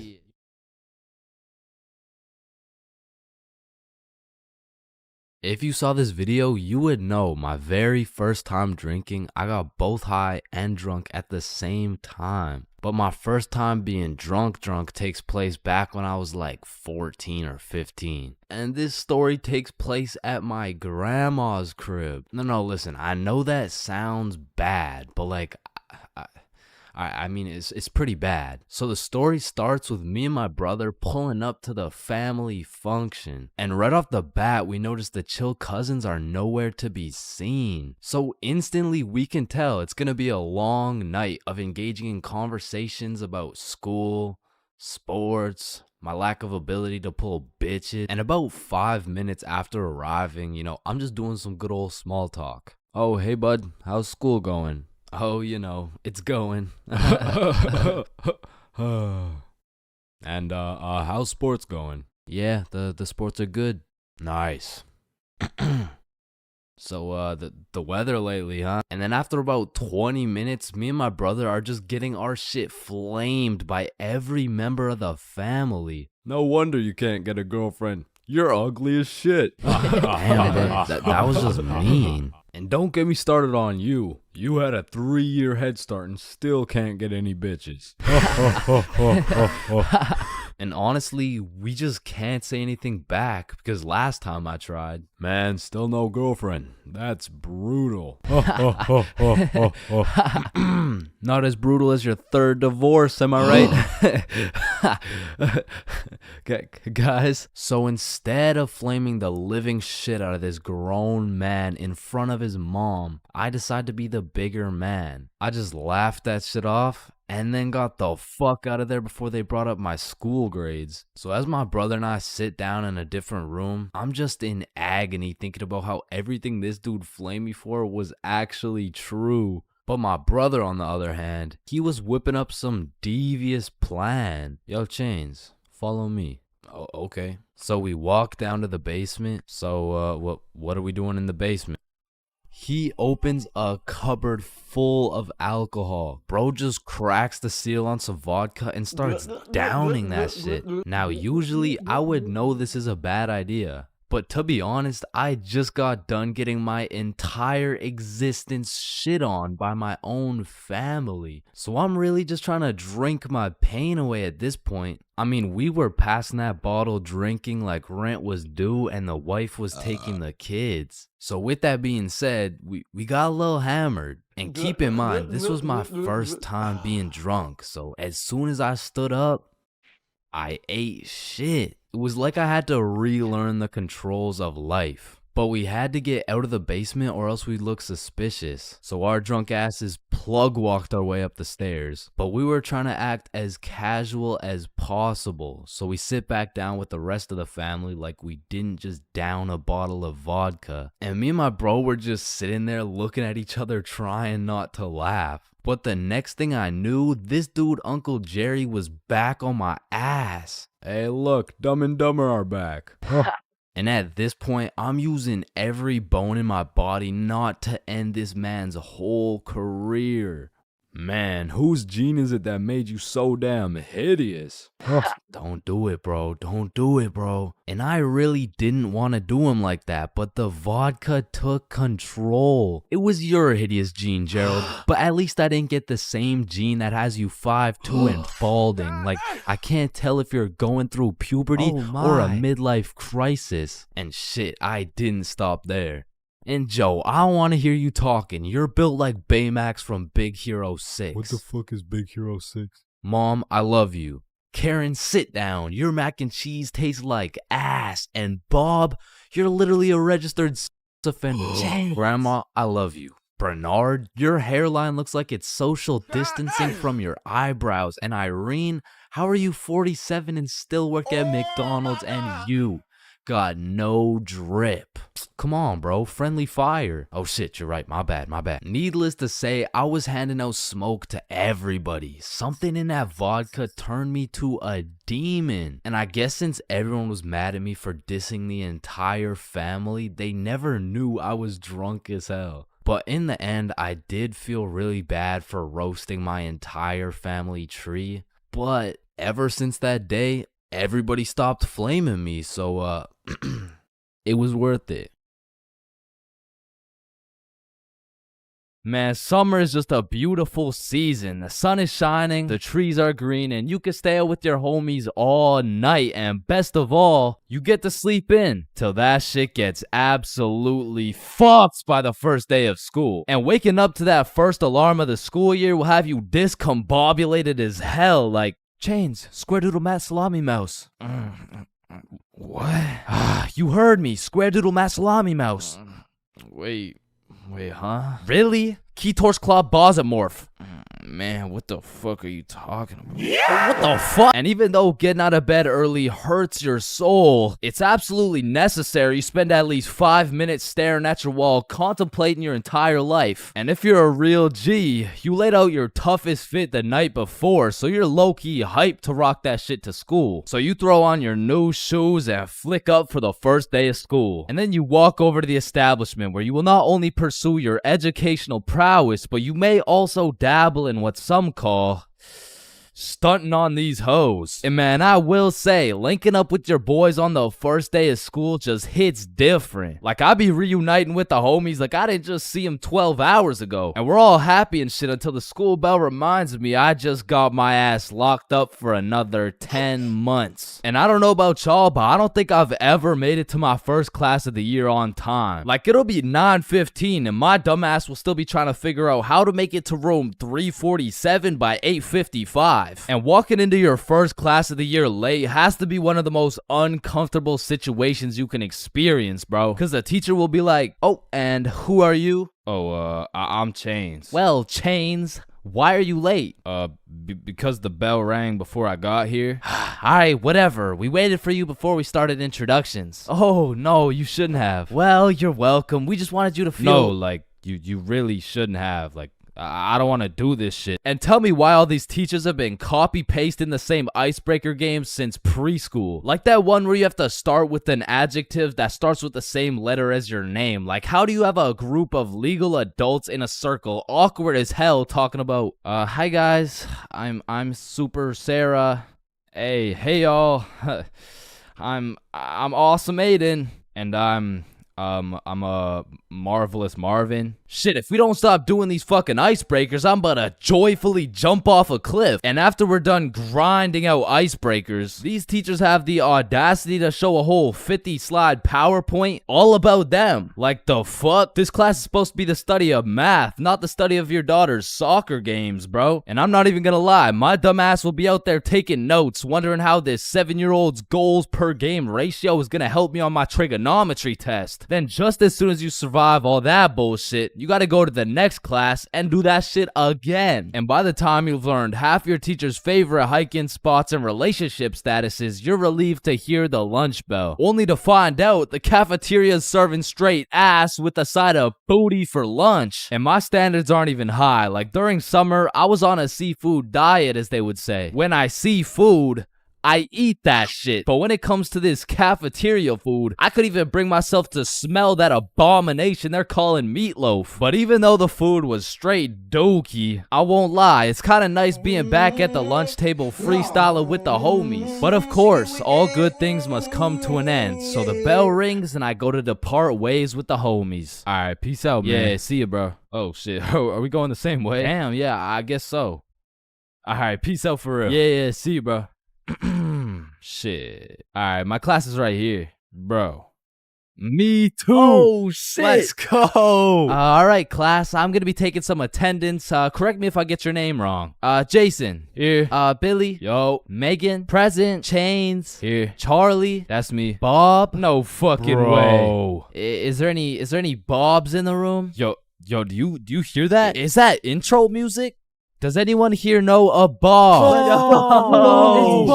Man, nothing beats a class where you got all the boys sitting together. Like from the jump, you already know you're all about to fail the fuck out of that shit, but it's gonna be fun as hell. Alright, so everyone introduce yourselves and tell us what you did over summer break. My name's Bartholomew.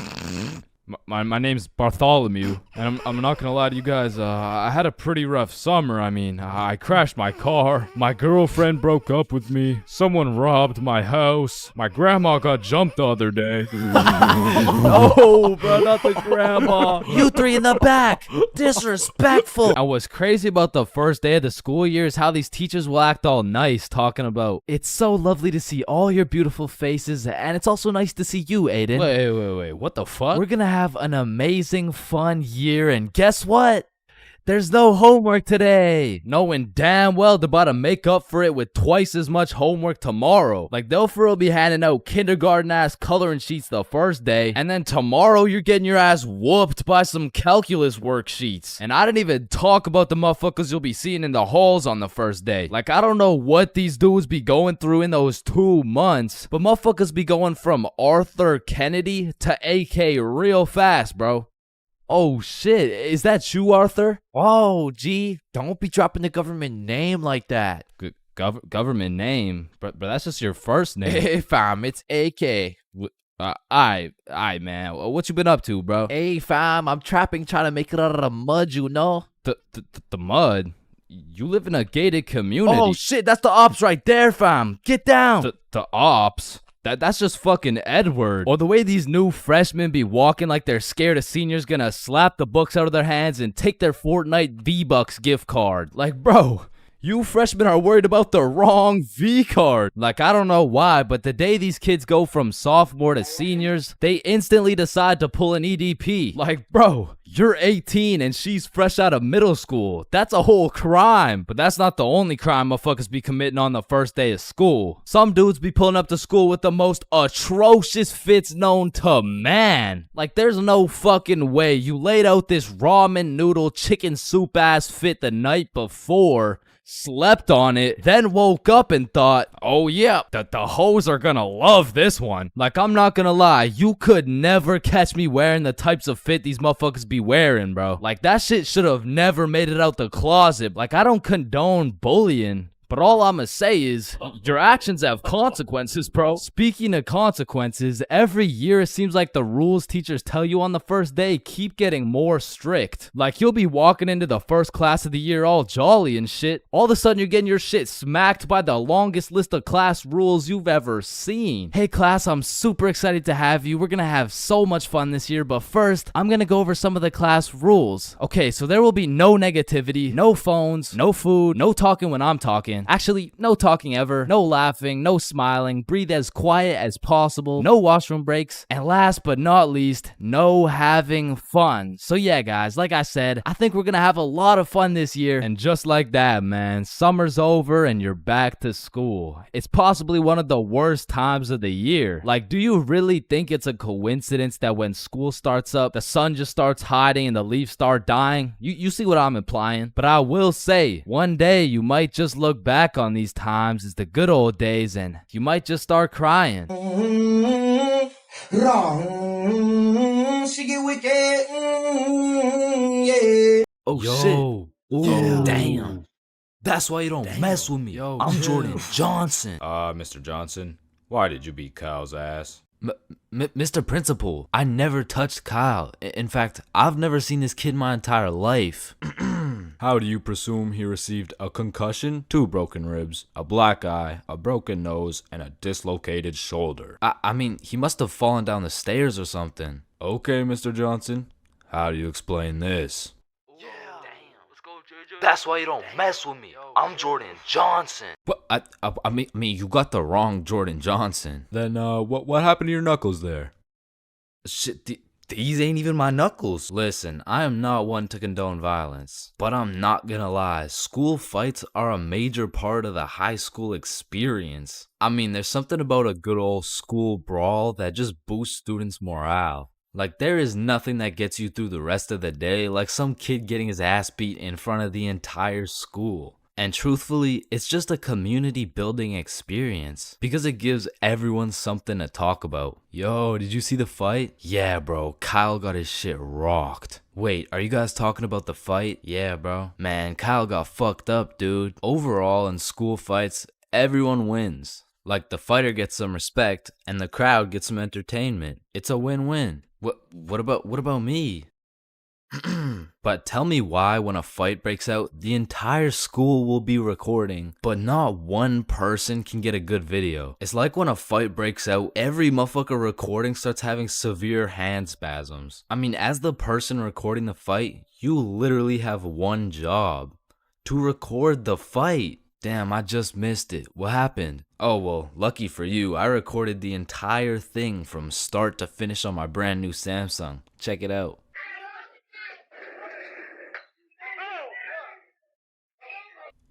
Did anyone else record the fight? Oh shit, yeah, I did on my brand new iPhone 14 that actually records in 4K. Okay, bet. Ooh, oh, damn.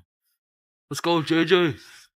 That's why you don't mess with me. But bro, there's just a video of your face for 8 minutes straight. And watching some of these fights are funny as hell because some motherfuckers will come in swinging like KSI. Some motherfuckers are out here thinking they're Daniel LaRusso. And some motherfuckers should just not be fighting. Which is honestly the best part because where else could you catch a 6'5", 250-pound big body scrapping some 5'2" nerd? Like, the UFC would never let that shit slide. Plus, you get to watch it all for free. But me personally, I've never gotten into a school fight. But don't get me wrong, if someone wanted to catch these hands, I could hit them with the little knuckle sandwich, if you know what I mean. But truth be told, I could never lose a fight.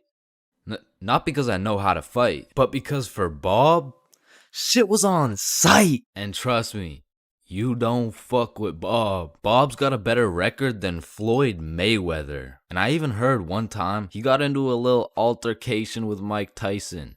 All I'ma say is, he dealt with him. But with that being said, we all know that one kid in school who was born to simply beat people's ass. Like, this dude's life purpose was to run people's fade. And of course, I had someone like this at my school. He was the type of dude who had nothing to lose, so he would instigate a fight wherever he could. We'll just call him Jordan. And honestly, he was holding a solid record. I mean, he was probably 12-0. But one day, Jordan picked on the wrong kid. Hey nerd, take off those stupid glasses. And Bob was a man of little words, so Jordan's buffoonery did not faze him. Hey nerd, I said take off those stupid glasses.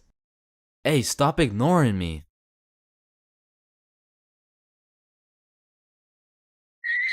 And without saying a word, Bob just ended Jordan's whole career. And ever since that day, nobody messed with Bob. That's why you don't mess with me. Yo, I'm Jordan Johnson. Alright, I already touched on the unspeakable things that go down in the high school bathrooms, bro. But there's only one place on earth that is more foul than those bathrooms. And it's the goddamn locker rooms. That room smells like complete and utter dog shit mixed with Axe spray. Like, maybe I just went to school with a whole lot of Discord mods, but the rancid smell of the boys' locker room would contaminate anything in a 50-foot radius. And shit, Lord knows what goes down in that questionable place. Like, you'll walk in there and see anything, bro. Motherfuckers will be having fights, chicken fights, group fights, sword fights. Like, any laws and rules simply don't apply to the boys' locker room. Motherfuckers will be throwing hands, selling drugs, committing arson, committing several counts of fucking tax evasion. Shit, you name it. It's pretty much a GTA lobby in that bitch. Like, I remember one day I walked into PE and my teacher was like, Hey, where's your PE strip? and I was like, shit, it's in the locker room. So I walk into the locker room and there's just two motherfuckers throwing hands and they just stop and look at me like, oh shit. I'm gonna just get my backpack and shit, so yeah. Alright, y'all be safe. And then they just went back to beating the shit out of each other. Now listen, I don't spend too much time in the girls' locker room, but anytime I walk by there, that shit smells like rose petals and rainbows. So I can only imagine there's no group fights, no chicken fights.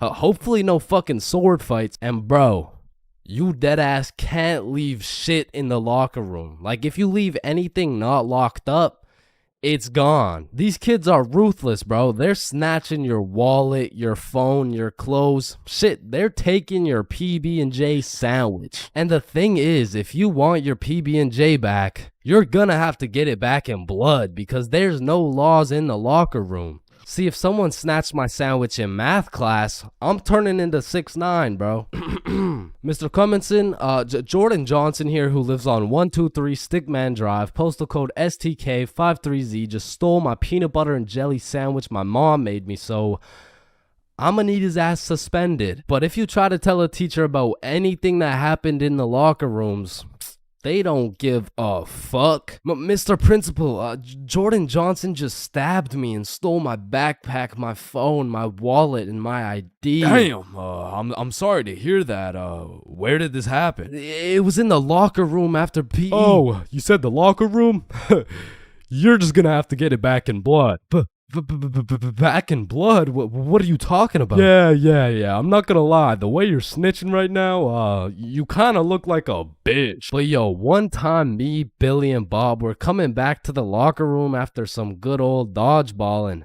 Billy notices a dude rummaging through his backpack. So he's like, yo, what are you doing, bro?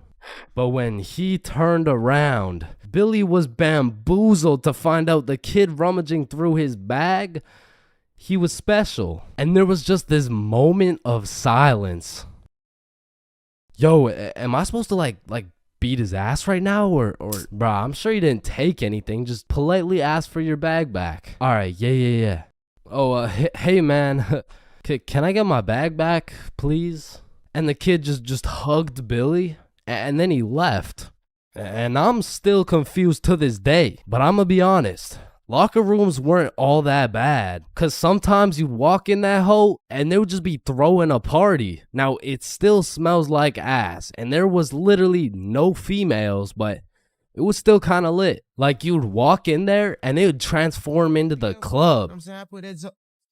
Shout out my label, that's me. I'm in this bitch with TP. I'm in this bitch with Ultra. Or you'll walk in there and they'll just be giving out free pizza. Like walking into the locker room is a gamble. You might walk in there and get robbed, or you'll get some fucking pizza. I don't know. But what I do know is there's only 10 types of dudes in the locker room. Starting with that one kid who must have thought it was the 1800s the way he was whipping motherfuckers. Next, we got the poor guy who's just trying to change. He's quiet, he's normal, and he changes. It's a locker room, so it makes sense. Then we got that one poor soul who gets absolutely cooked by the entire locker room. Yo, why is Kevin built like Mike Wazowski? Bro's got no neck. We're stick men. None of us have necks. Shut up. You skip neck day. Yeah, he skips neck day. Next, we got Bob. Bob's just that guy that casually takes his shirt off, and he's built like Giga Chad. Like, shit. Fucking sexy ass Bob.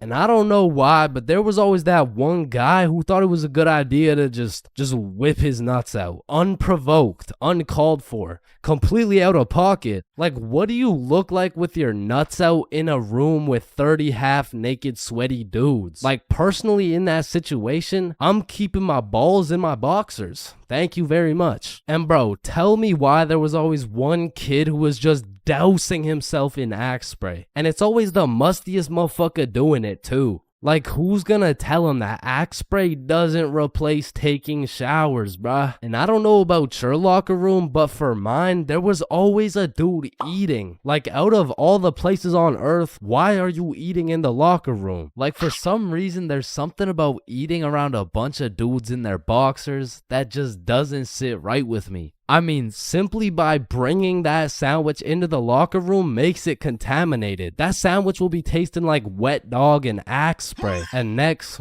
We got the kid who just makes as much noise as humanly possible. Shut the Yeah, fuck shut the up. hell up. And then there's that one dude who decides he's having a shower. And all power to that guy, but personally, there is no fucking way I'm showering in school. Like, I can't trust this little door to stop these menaces from breaking into my shower. Cause remember, there's no laws in the locker room. Like, it's no jail, but I'm sure if you drop the soap in there, you're gonna get violated. And of course you got the fiend. There's always a dude fiending for a vape in every locker room. And it's low-key worse in the locker room than the bathrooms. Like, these locker room fiends would do a little bit too much for some nicotine. I've seen them pay $5 for a single hit, and fuck, I don't want to know what they'll do for a hit when they run out of money. And still, I'm not gonna lie, the high school bathrooms get wild. They'll be hotboxed, there'll be fight clubs, but the thing about the bathrooms is a teacher can walk in at any time and get every student suspended. Like, even the poor kid taking a piss will probably get suspended just by association, which is exactly why the high school locker rooms get so fucking rowdy, because there's truly no teacher strong enough to stop the buffoonery that goes on in these locker rooms. So they don't even try. Shit, I don't care if your teacher is John Cena. There is no single man who can put a stop to the fuck shit that goes down in the locker rooms. But there is one thing that can: a female.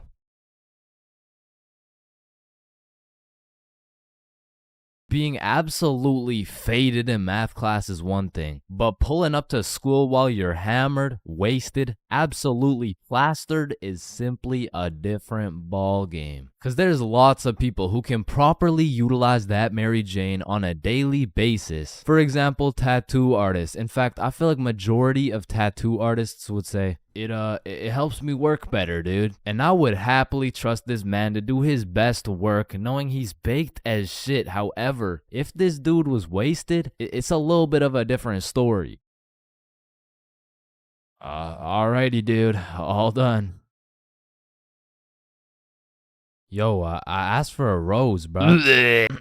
And because of this reason, you would truly have to be a dumbass to go to school drunk.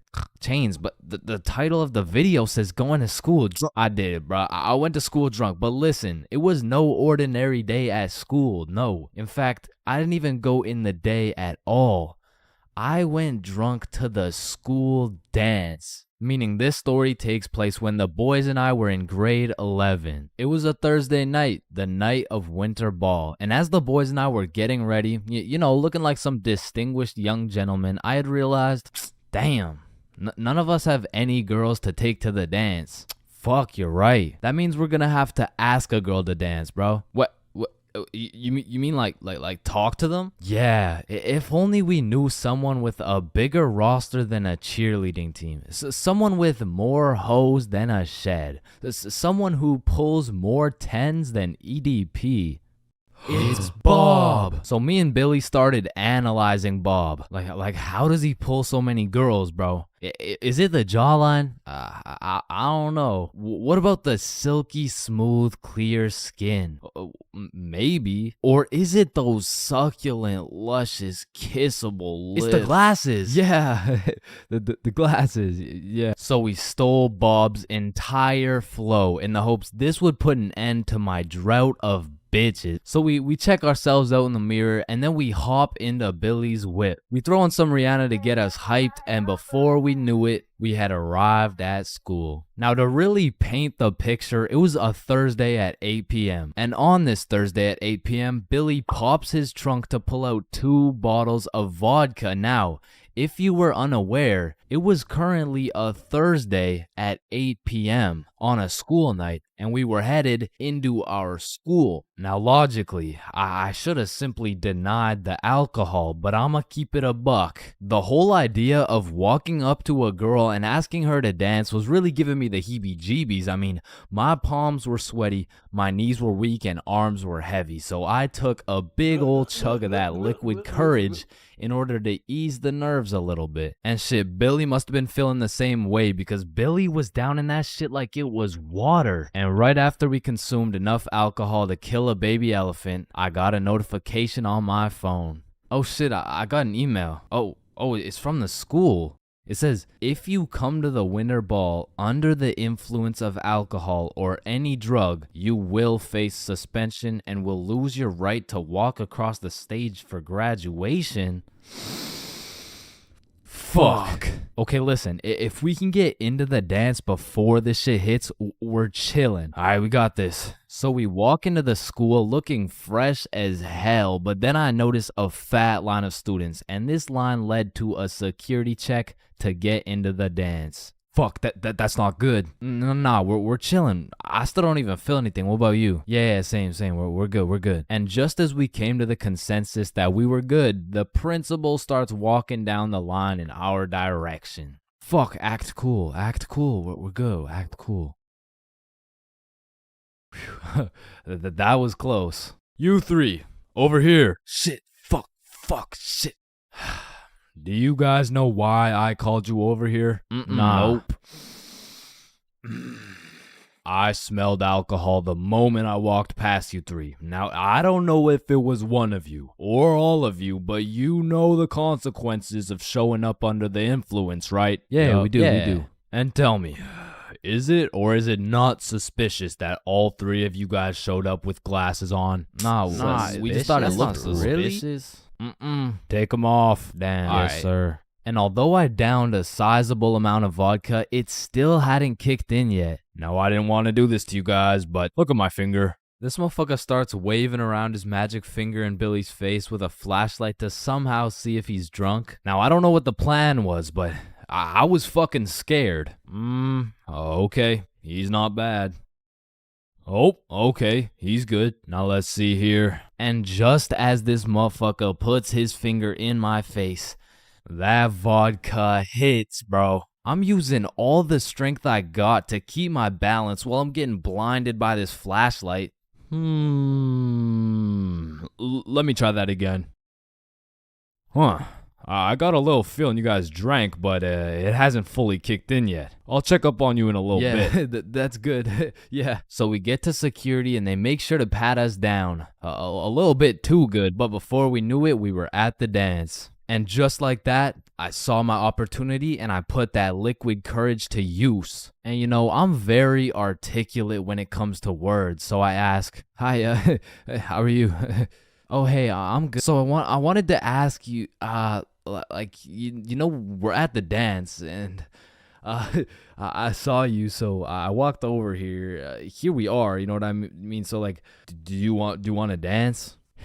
Yeah, sure. It had worked. My plan had finally worked. And just as I was about to feel the female touch I'd been deprived of for all these years, I see Mr. Principal walking in my direction with his finger ready and his flashlight in hand. So I just haul ass, and I don't stop hauling ass until I'm off school grounds. So the moral of the story is, don't go to school drunk, bro.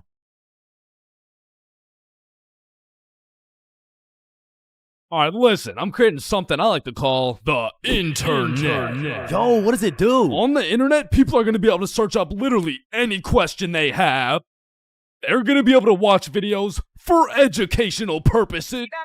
And the craziest achievement yet, you can communicate with literally anyone across the entire world. Bro, this is going to change the world.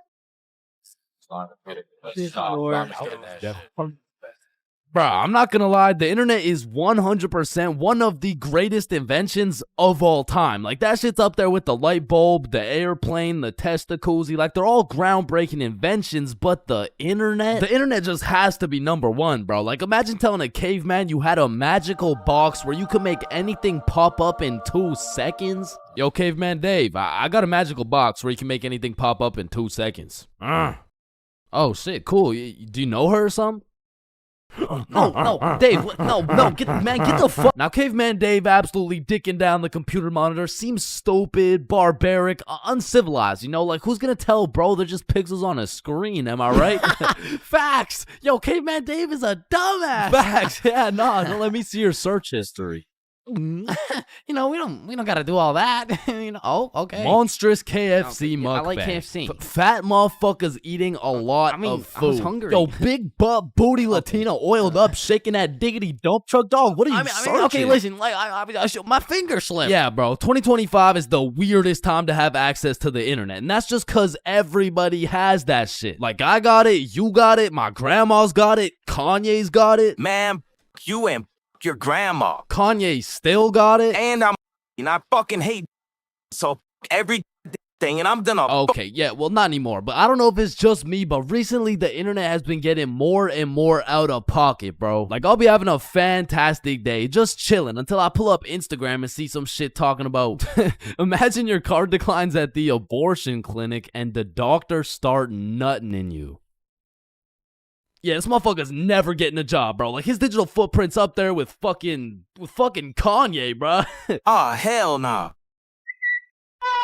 Alright, his shit isn't yay bad, but imagine dude trying to apply to a university like, yes, sir, this has been a dream of mine since I was a little kid, and I've spent thousands of hours studying, and it would be an absolute pleasure to join your program. Wow, that's amazing. And it seems like your GPA is a perfect 4.0, and man, your volunteer work is nothing short of impressive. I mean, building an entire village in Africa with your bare hands, I mean, geez, that's good stuff. Yeah, thank you, sir. Yeah, now, I do just have one last question. Yeah, anything. What would happen if your car got declined at an abortion clinic? Oh, holy shit, is that Girthy Dishwasher 97? Yep. Yeah, that's me, bro. Yo, most relatable content on Instagram, I swear. Yo, actually, I really never get the credit that Yeah, just put the fries in the bag. Oh, okay. And speaking of getting a job, you ever seen a kid under 7 years old post literally anything on Instagram? Yo, the comment section has a field day, bro. Like, the video will be of a kid who's just barely on the brink of gaining consciousness, and the comments are talking about, get a job, little motherfucker. Somebody get bro some fentanyl. I'm gonna touch you in places you ain't even know existed, little motherfucker. Like, bro, stop touching these 6-year-old kids and touch some grass, dickhead. Yeah, but I'm not gonna lie, as a motherfucker who draws stickman for 16 hours a day, I really gotta start taking some of my own advice, bro. Wait, what's your advice? Oh, I mean, stop touching these 6-year-old kids. You touch 6-year-old kids? I'm talking about Gurgi Force. Chains, you know the drill. God damn. Bro. Even these motherfuckers have the internet, bro. Like, what could you even possibly be posting? Oh, shit. Yeah, nah. We gotta start banning motherfuckers from the internet, bro. And I think we should all do a poll for the first person to go. You know, like, take your time. Oh, shit. Okay, never mind. Votes are in. Looks like we're banning Jack Doherty. Why in the fuckity shit did you just ban Jack Doherty? You know what? Ban his the last two, bruh. Actually, ban every single kid on the internet. Like, put down the Instagram reels, go outside and eat rocks like a normal kid before Gurgi Foreskin 445 fucks around and finds your IP address, bruh. Because there's a lot of weird motherfuckers online, especially considering the impending gooner epidemic of 2025. Now, if you're unaware of this widespread epidemic, well, fucking good for you, but there's been a recent spike in the amount of gooners seen online. Like the type of motherfucker who'll be scrolling and see a video of a Cheeto that's kind of built somewhat like a Kardashian, and next thing you know, bro's got a DIY screen protector, bro. And I swear these gooners have no clue it's a problem either. Like, they probably show up to the doctor's office for a quick little checkup, and the doctor has to break the news to him like, yeah, Mr. Gooningson? Yeah, I'm sorry, but you gotta stop masturbating. No, wait, what? No, wait, why? Because I'm trying to examine you, dumbass. Oh, shit. Like, it's honestly mind-blowing how having access to the internet with all its power and infinite knowledge just makes us more stupid, bro. Like, at any given moment, we have the resources to learn quantum physics or learn how we can watch Skibbity Toilet. What? No. Why the fuck would we watch Skibbity Toilet? Shit, man, this stuff's good. Just take a watch. No, I'm not watching that shit. Just real quick. Yo, why are you recording me, bro? We're filming a YouTube video, dumbass. Oh, shit, yeah, you're right. So I was saying there's a lot of people nowadays addicted to the internet and shit, like that guy over there. Where? Bro, What? Oh shit, yeah, what I was saying was, back in the day, the internet was just for shit like cute cat videos and cool math games and shit, but nowadays, the internet has everything your brain craves. Like, it's got food for you, it's got friends for you, it's funny, it's educational, bro, it has Cheetos built like Kardashians, bro. And as if the internet having everything we ever needed wasn't enough, these motherfuckers invented AI, bruh. Now, maybe it's just me, but this AI shit is getting a little too good, bro. I mean, when ChatGPT first came out, I was using that bad boy for all kinds of shit. Whenever I couldn't do my homework, ChatGPT. When I forgot a recipe, ChatGPT. When I couldn't get a girlfriend, cry myself to sleep. And then ask ChatGPT. Like, back in the day, I was using that shit to fix all my problems. But nowadays, nowadays I just be using it to spend quality time with, bro. Holy shit, this guy's a gooner if I've ever seen one. And no, I'm not a fucking gooner, bro. I'm just spending some time getting to know my homie Mr. GPT. Because when the day comes and that motherfucker and his AI homies decide to take over and kill the entire stickman race, you're gonna be getting your shit annihilated, bro. And I'ma just be like, yo, GP, you don't gotta do this, bro. Remember when we used to talk about our feelings together and I used to send you line art of sexy Squidward and shit like, hot, hot, hot, you fucking gooner. And honestly, I feel like the people are less scared of the robots taking over the entire world and they're more scared of them taking their jobs. But I'm gonna keep it a buck. I cannot relate, bro. Like, AI could never do the shit I do. AI could never do the shit I do. Wait, what the fuck? Wait, what the fuck? Who does this bum think he is, bro? Who does this bum think he is, bro? Like I mean, yo, alright, that shit doesn't even sound like me, bro. Yo, that shit doesn't even sound like me, bro. So you want to copy everything, huh? So you want to copy everything, huh? Yeah? Yeah? Yeah, you sure you want to do this? Yeah, you sure you want to do this? Yeah? Yeah? Alright, let's go. Alright, let's go. I like little kids. Yo? Like, you loading or something? Like, what's going on? You gonna repeat it, or, you know? Undercover police has Vaj back. 5, 4, 3, 2, 1. Happy New Year! Oh my god. Yeah, let's go. For my New Year's resolution, I'm gonna go on a diet. Nice. Oh, and I'm gonna quit vaping. Let's do do it. it. Oh, and I'm gonna go vegan. Nice. And I'm gonna stop beating my meat. Oh. 3 days later. Man, fuck the diet. Right? I didn't even want to go vegan anyways. Wait, guys. Where's Jonathan? Alright, I'm gonna keep it a stack. This New Year's resolution thing is a whole lot of bullshit. Some goddamn buffoonery. A heaping pile of fucking horse cut. Like, don't get me started on these New Year, new me motherfuckers, man. Like, dyeing your hair and getting another piercing doesn't change shit. Now you're just broke, depressed, and lonely in a different font. And I'm not gonna pretend like I don't see you motherfuckers in the gym for the first 2 weeks. Like, come on now. You and I both know as soon as you get out of this gym, you're about to pick up a large strawberry milkshake, a Big Mac with no pickles, and a side of chicken nuggets, and it's disgusting. But Chains, how do you know down to the exact specifications of the order?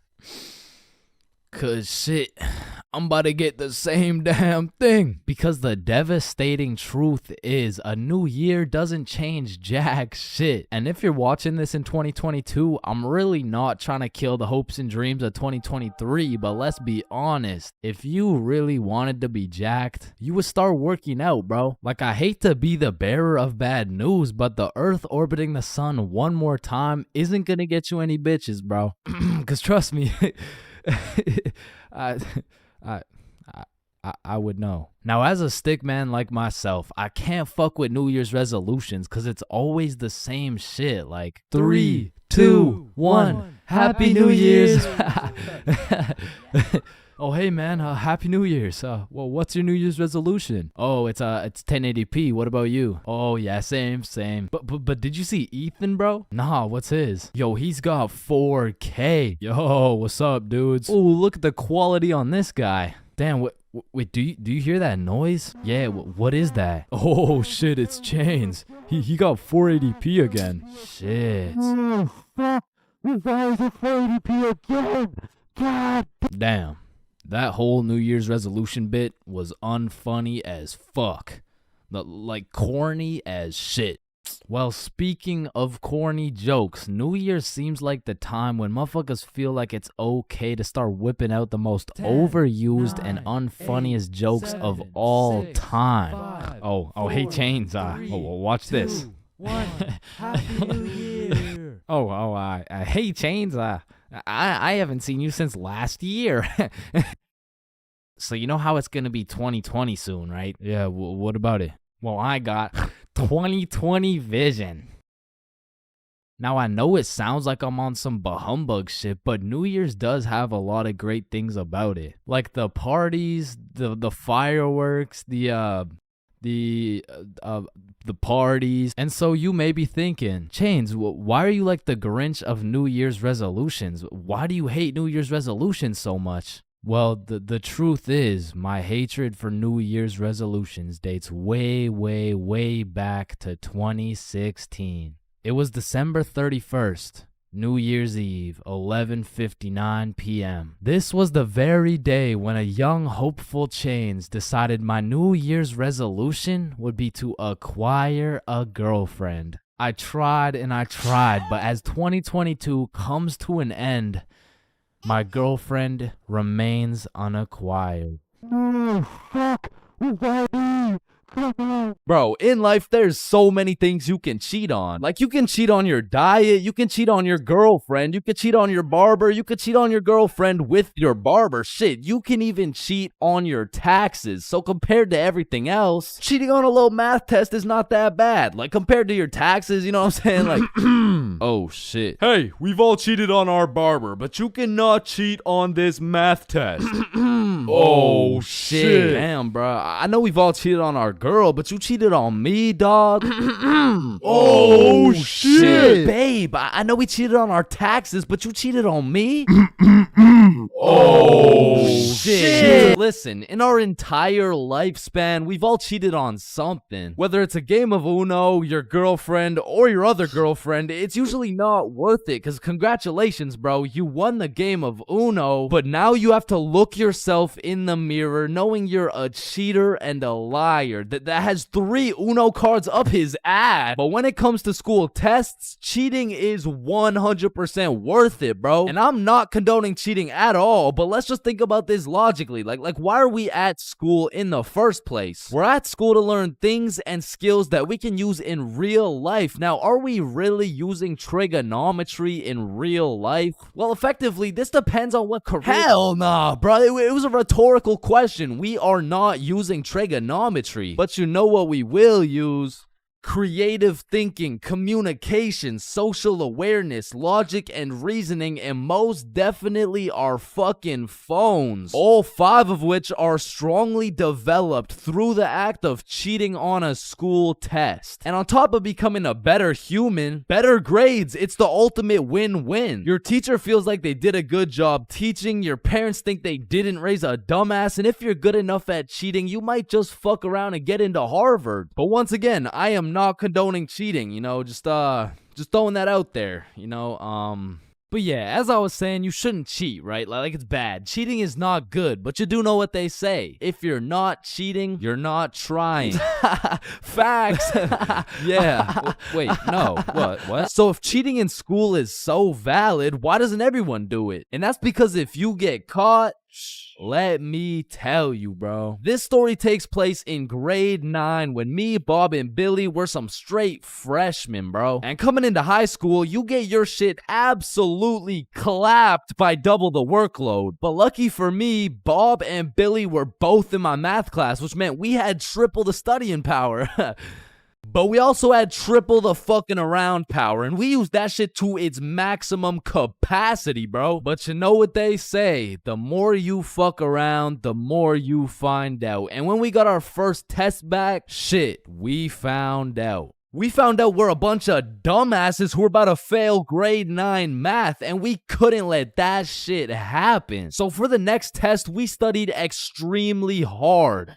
off George's math test during the test. I mean, we were cheating with maximum efficiency. Like, we had a whole assembly line where Bob would look at George's test, throw up the number, and Billy would pass it along. And all of a sudden, our grades are making the meanest comeback Mr. Matheson had ever seen. I mean, life was great. We went to school, cheated, played some Fortnite, succeeded, browsing history, deleted, and then repeated. I mean, we were just living life with no worries until The polynomials test. I walked into this test thinking, I know what a polygon is. I should be chilling. And when the teacher handed out the test, I was bewildered to see all these fucking letters on my test. Like, is this math class or English, bruh?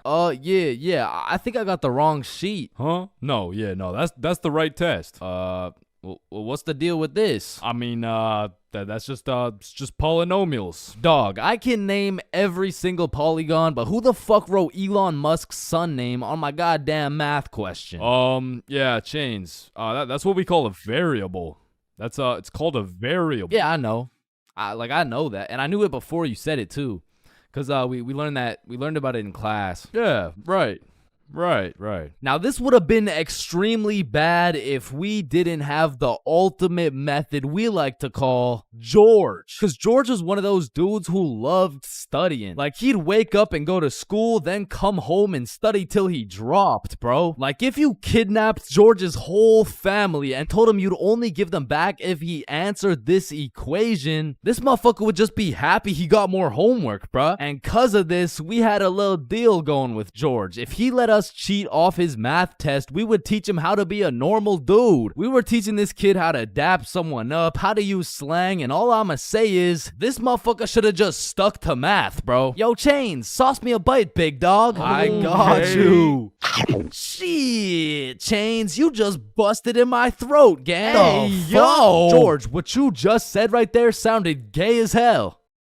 Type shit. No. So as I was saying, I'm looking at this math test with more letters than numbers, and it would have been raps for me if it wasn't for the George method. So I'm looking at Billy, Billy's looking at Bob, and Bob's looking at George's test, and we're absolutely flying through this polynomials test. And about halfway through, I look up to get the next answer, and I get jump scared by Mr. Matheson mean mugging my shit. And you can see it in his eyes. He knew exactly what was going down, and he took me, Billy, and Bob's tests and took us to the hallway. What do you guys think you're doing? Polygon, polygamy, I'm pretty sure it's like Why did I see you three throwing up your fingers during our test? Well, you see, Mr. Matheson, we're gang affiliated. No, bro, what the fuck? All right, you three, cut this shit. I caught you cheating. All three of you are getting zeros on this test, and I don't want to see it happen again, or I'm contacting your parents. All right, it won't happen again. You're right.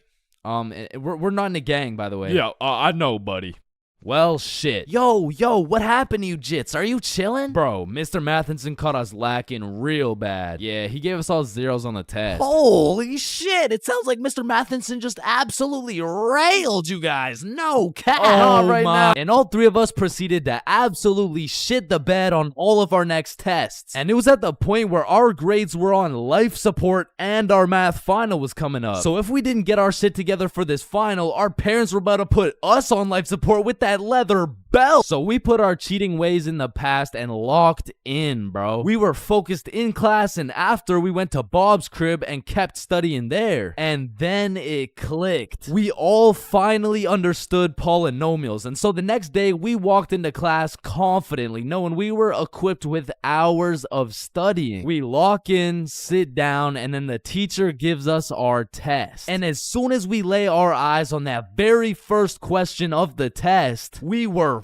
fucked. Now, don't get me wrong, we could do polynomials all day long, but we forgot this was a final. Meaning, we forgot to study numeracy, exponent laws, rational numbers, linear relations, inequalities, geometry, probability, and statistics, and in other words, we didn't know shit. And before I can even make eye contact with the boys to tell them I'm fucked, these motherfuckers already hopping back on the George method. And listen, bro, as you can tell, I'm no mathematician, and I did not study probability probability or statistics. But from what I'm seeing at this very moment, I have two options. I can do the test legitimately and have a 99% chance of failing grade 9 math and getting my shit whooped while simultaneously having my entire family realize they raised a dumbass who won't go anywhere in life and is destined to draw stickman for all of eternity. Or I could cheat.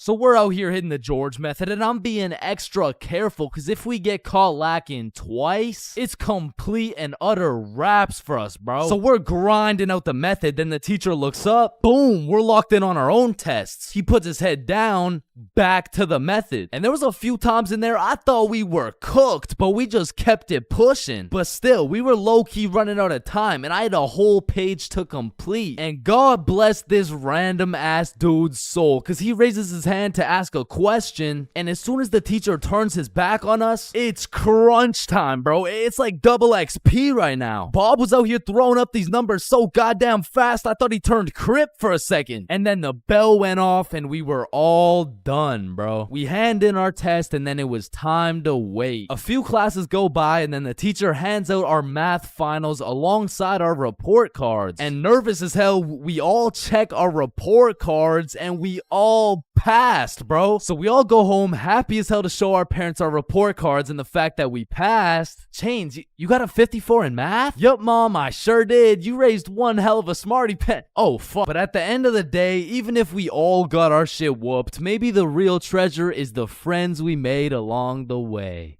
Yo, homies, I'm bricked up right now. Oh, no. Fuck.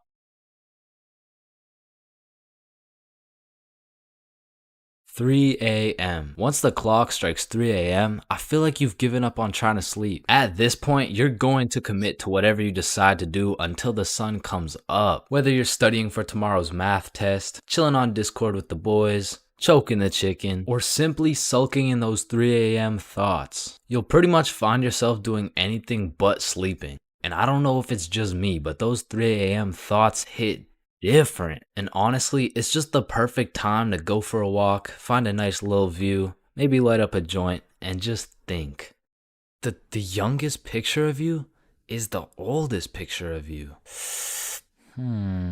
Does Lightning McQueen cop car insurance or life insurance? Wait. Did the brain name itself? Hold up. What if soy milk is just regular milk introducing itself in Spanish? I have no clue if this is just me, but every once in a while when I'm laying in my bed at 3 a.m., I suddenly get the motivation to become the best person on the planet. Like, I set an alarm for 5 a.m., I tell myself I'm gonna go work out, then go for a run, then meditate, then drink kale smoothies, then become a millionaire, then donate it all to a family in need. But as soon as my alarm goes off, I'm just like, shit, I'm too tired for all that. Then I just end up sleeping until 1 p.m.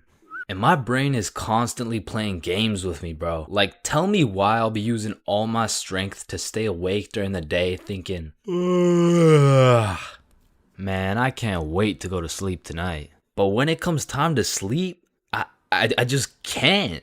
I'll be left lying there at 5 a.m. awake as hell, watching these random motherfuckers build a 2-story house with a hot tub in the jungle. And you know what? Being awake at 3 a.m. is kind of like being high a little bit. Because you start to think about things you don't usually think about. And because you get hit with the fucking munchies, bro. I'll be whipping up a 3-course meal with appetizers and a complimentary dessert to watch a YouTube video. And listen, I can't explain why, but there is no better water than water at 3 a.m. I mean, it's pretty much a part of my sleep schedule now to wake up at 3, chug some water, take a piss, then go back to bed. But sometimes while I'm trying to go back to sleep, my brain just starts showing me a compilation of my top 15 cringiest moments. I mean, I'm having flashbacks to the time in grade 5 when I said a joke and nobody laughed. Guys, why did the monkey fall out of the tree? Why? Yeah, why? Because it was dead. Oh, damn. Or I'll be up all night thinking about that one debate I had 3 years ago, brainstorming about the best things I could have said in each scenario. It's like if I do some cringe shit during the day, I have no choice but to lose some sleep over it at night. It's like my punishment for saying some stupid shit. Like I know one guy who accidentally called his teacher mommy in front of the entire class. And that dude hasn't slept since.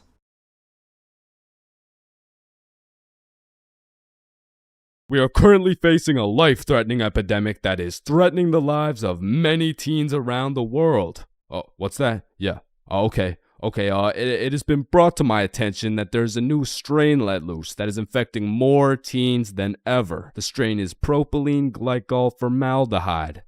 Street name, Guava Ice. So stay safe out there, and back to you, Linda. Linda? What? Oh shit! Man, way back when, somewhere in Timbuktu, a Homo sapien found a plant by the name of tobacco, and for whatever reason, somewhere in this dude's caveman brain, he decided, Me. Smoke now. and that he did. And as humans slowly evolved, smoking did too. And soon, motherfuckers went from looking all old and wise, smoking these big old pipes, to soon smoking cigars on some mafia boss shit, which turned into cigarettes. Now, back in the day, if you were stressing, Doc would prescribe you a pack of good old cigarettes. Sore throat? Cigarettes. Oh, you got a cough? Here, smoke a cigarette. But after a while, people's teeth started looking all British and shit, so they decided, Oi, I don't think these are healthy, innit? So we decided we needed to make cigarettes better, and you know what makes everything better? The letter E. Your mail's taking too long to come in? Email. Wait, what's that? You want to play sports, but you're ass at every single sport?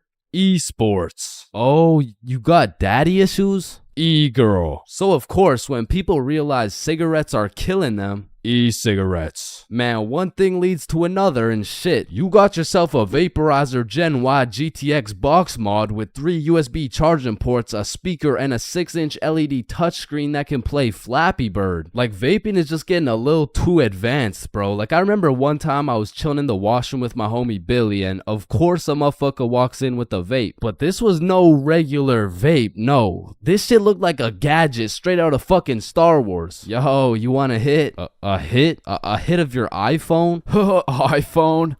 This is that eSmoke FTX 763 3rd series, my boy. Watch this. Yo, did he just hotbox the whole bathroom in one hit? Yes the fuck I did. And this shit's 100 Nick. Holy shit, where did you find 100 Nick? I ended up mixing my 50 Nick guava juice with my 50 Nick blueberry ice, and it just kind of added up to 100. Bro, I don't think that's how it works. Shut up, my mom's calling me. Yo, fuck you, mom. And that was the moment I realized there really is levels to this shit. Level 1. Level 1 is the type of dude who isn't addicted, but he'll occasionally take a hit of somebody's device. But level 2, bro's borderline addicted, but he's still in the denial phase. Bro, are you addicted to vaping? Addicted? Nah, I don't even vape like that, bruh. Shit. Do 5 jumping jacks right now. Bro, what? That's easy. 1, 2, 3, 4. Oh shit. Level 3. The Fiend. This motherfucker is strapped up with some nicotine at all times, and even when he has a vape in his hand, this dude will ask for yours. And God forbid, if this fiend loses his vape, this motherfucker will be stressing like he just lost his only child. A fiend without a vape is the exact equivalent of one of these purple minions. Dude will be itching for that shit, and Lord knows what that man will do for a fix. Level 4, the fiend who sells vapes. At this point, this dude's whole life revolves around vapes. In fact, I'm pretty sure they don't even breathe oxygen anymore. Like, in order to breathe, they need to inhale some chemicals that I can't even spell. Which honestly, it doesn't even say that much. Like, I can't spell a lot of shit, but what I'm trying to say is their bodies have just fully adapted in order to consume as much nicotine as possible. They breathe that shit, they drink the vape juice, and when they're hungry, shit, they just munch on the vape itself. And the worst part is they can't even run out of vapes. Like, shit, they are the plug. This motherfucker's just the CEO of getting high on his own supply. Like, dude is his own #1 customer. Level 5. This motherfucker, bro. Like, why do you need a LED touchscreen on your vape, bro? Like, you already have a phone. Wait. Did Did you just order that pizza from your vape? Mm-hmm. Shit. Where'd you get this from? And don't get me started on these flavors, bro. Like, tell me why these motherfuckers can make a vape juice and call that shit early riser. And that shit literally tastes like a Wednesday at 6 a.m. Like, what the fuck type of ingredients mixed together to taste like a Wednesday at 6 a.m.? But early riser isn't even the weirdest flavor on the market, because if you're feeling the family dinner vibes, you can get a rotisserie chicken flavor. Or if your breath is smelling nice and fresh, you could fuck that shit up quick with some garlic flavor juice. And they even got bacon. Yeah, I'm not gonna lie, that shit sounds fire as fuck. And lastly, now I don't even know if I can say this on YouTube right now, but shit, you can even get yourself some Worcestershire. Worcestershire.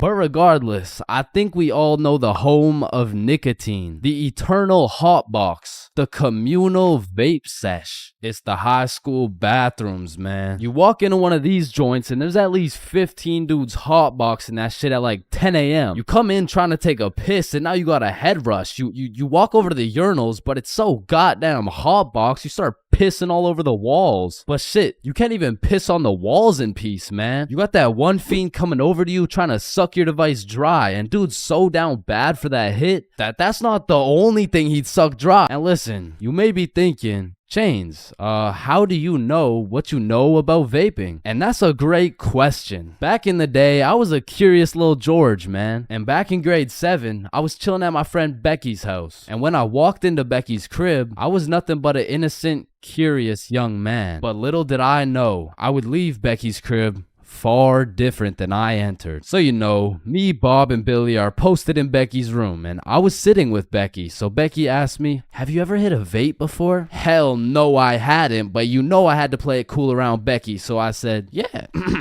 Yeah, I do that shit all the time. And so, of course, she passes me the vape. And honestly, I didn't think this far ahead, but I was in way too deep to come clean now. So I put that shit in my mouth, and I sucked the fuck out of it. Pause. And because this was the first time anything had made contact with my lungs beside oxygen, my lungs started malfunctioning. And I was coughing up a storm, and my cool guy cover was blown, but I had to see it through. Oh my God, are you okay? This shit ain't nothing for a guy like me. Guys, I think Chains is dying. And as I went on with my life, I would hit a device here and there, and eventually I even learned some tricks and shit. But one day, me and my homie had to run to catch a bus. And so we started running, but the homie doesn't even make it 100 meters, and he starts rolling on the floor, coughing up blood. And I was like, no, fuck that. And you know,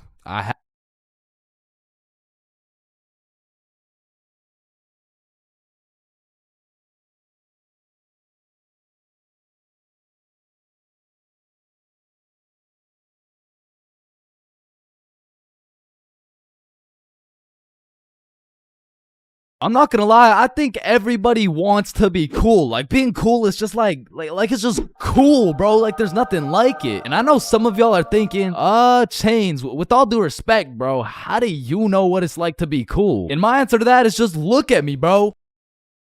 I fucking don't, okay? But I do know someone who is cool. He's a certified cool guy, and his name is Bob. Now, what makes Bob so cool? Is it the sunglasses? Is it the sexy ass face? No. Tell him the answer, Bob. He doesn't talk. The answer is Bob doesn't talk. And a crucial role in being cool is the element of mystery. Now, it's interesting because if we take a look at Jake over here, Jake doesn't talk either. And,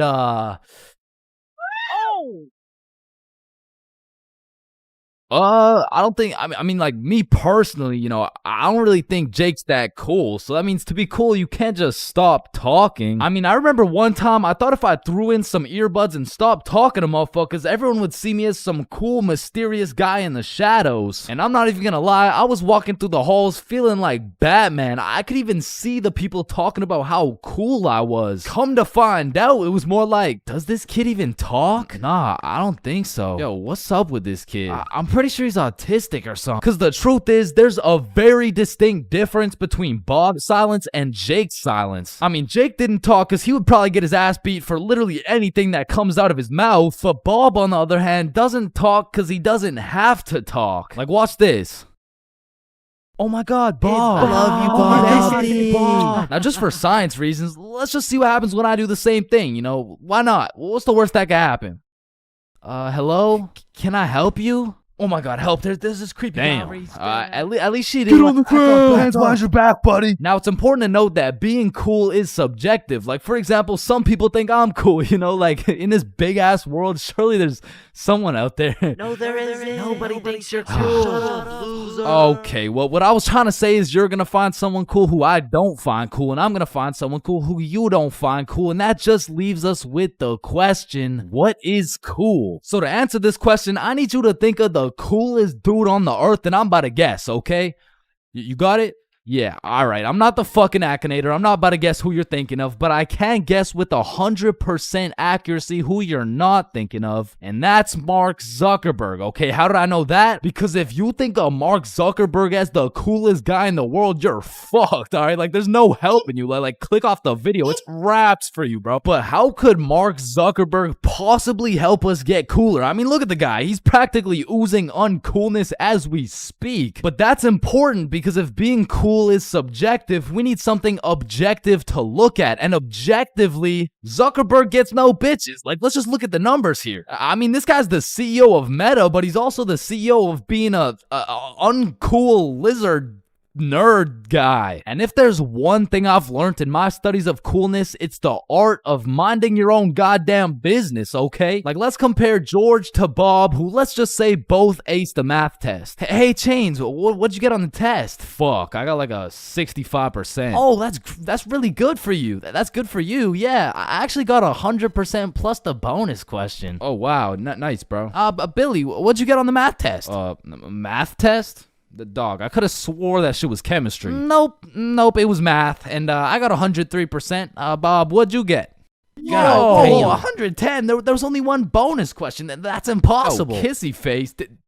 Bob, did you pipe the teacher? And that's probably why Zuck over here is so uncool. He's minding a million people's businesses, probably looking through their cameras and shit like, yeah, fuck you, Mark. And the most important trait for being cool is having confidence. You just can't be cool while shivering your timbers, bro. And I know some of you are thinking, oh, well, I guess it's over for me then. And no, it's not over for you, bro, because confidence is the most fake it till you make it shit ever. Like, you're not gonna say the perfect thing every time. Lord knows I don't. I'm pretty sure I say the wrong thing every time, but if you say that shit with your chest, people let it slide, bro. And I said, no, I wouldn't suck your dick for $20. Oh,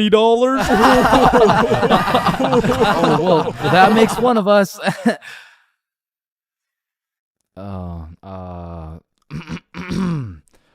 Well, that makes one of us. I love this guy. Now, that's the type of confidence that's gonna take you from a level 1 crook to a level 100 mafia boss. And with that power comes responsibility. Some dudes will become a level 100 mafia boss and start picking on other people because it makes them feel powerful. But a cool guy doesn't yearn for power. He yearns for... fuck, what do you yearn for, bruh? Damn, he's so cool. Now, being cool comes along with being calm and collected. Like, if someone walked up to you trying to fight and you started running away screaming for your life, I don't think anyone's looking at you like, damn, that's one cool-ass motherfucker, bro. Yeah, bro, the way he hit that high note was cool as hell. Shit, maybe I could be like him someday. Now, I'm not saying you gotta go all Jackie Chan on the guy, but you do gotta stay calm and think logically. Like, let's see how cool you are. What would you do in this situation? A, strike first, strike hard, no mercy. B, just walk away. C, give him a little kiss on the forehead. Or D, do the stanky leg. And the correct answer is any of the above, bro, because it's not about what you do, it's about how cool you do it. Except maybe the stanky leg one. I don't think anybody can look cool doing the stanky leg.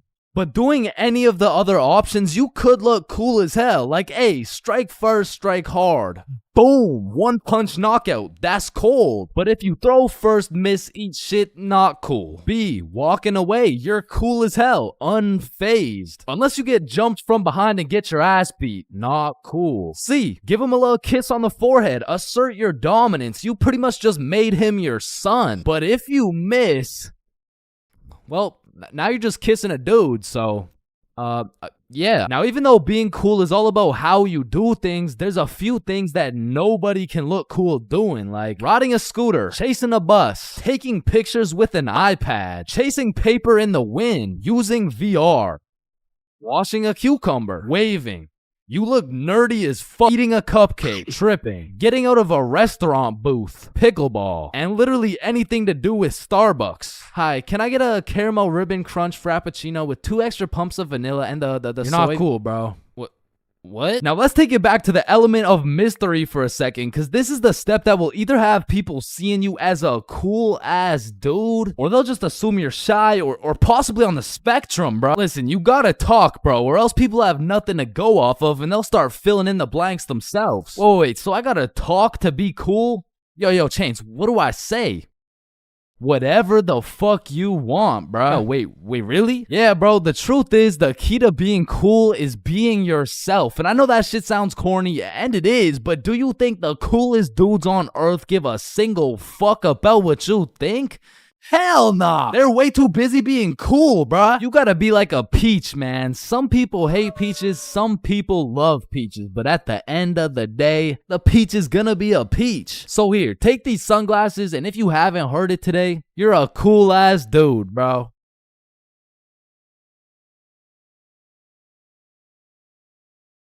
3 a.m. Once the clock strikes 3 a.m., I feel like you've given up on trying to sleep. At this point, you're going to commit to whatever you decide to do until the sun comes up. Whether you're studying for tomorrow's math test, chilling on Discord with the boys, choking the chicken, or simply sulking in those 3 a.m. thoughts, you'll pretty much find yourself doing anything but sleeping. And I don't know if it's just me, but those 3 a.m. thoughts hit different. And honestly, it's just the perfect time to go for a walk, find a nice little view, maybe light up a joint, and just think. The youngest picture of you is the oldest picture of you. Does Lightning McQueen cop car insurance or life insurance? Wait. Did the brain name itself? Hold up. What if soy milk is just regular milk introducing itself in Spanish? I have no clue if this is just me, but every once in a while when I'm laying in my bed at 3 a.m., I suddenly get the motivation to become the best person on the planet. Like, I set an alarm for 5 a.m., I tell myself I'm gonna go work out, then go for a run, then meditate, then drink kale smoothies, then become a millionaire, then donate it all to a family in need. But as soon as my alarm goes off, I'm just like, shit, I'm too tired for all that. Then I just end up sleeping until 1 p.m. And my brain is constantly playing games with me, bro. Like, tell me why I'll be using all my strength to stay awake during the day thinking, ugh, man, I can't wait to go to sleep tonight. But when it comes time to sleep, I just can't. I'll be left lying there at 5 a.m. awake as hell, watching these random motherfuckers build a 2-story house with a hot tub in the jungle. And you know what? Being awake at 3 a.m. is kind of like being high a little bit. Cause you start to think about things you don't usually think about. And because you get hit with the fucking munchies, bro. I'll be whipping up a 3-course meal with appetizers and a complimentary dessert to watch a YouTube video. And listen, I can't explain why, but there is no better water than water at 3 a.m. I mean, it's pretty much a part of my sleep schedule now to wake up at 3, chug some water, take a piss, then go back to bed. But sometimes while I'm trying to go back to sleep, my brain just starts showing me a compilation of my top 15 cringiest moments. I mean, I'm having flashbacks to the time in grade 5 when I said a joke and nobody laughed. Guys, why did the monkey fall out of the tree? Why? Yeah, why? Because it was dead. Oh, damn. Or I'll be up all night thinking about that one debate I had 3 years ago, brainstorming about the best things I could have said in each scenario. It's like if I do some cringe shit during the day, I have no choice but to lose some sleep over it at night. It's like my punishment for saying some stupid shit. Like I know one guy who accidentally called his teacher mommy in front of the entire class, and that dude hasn't slept since.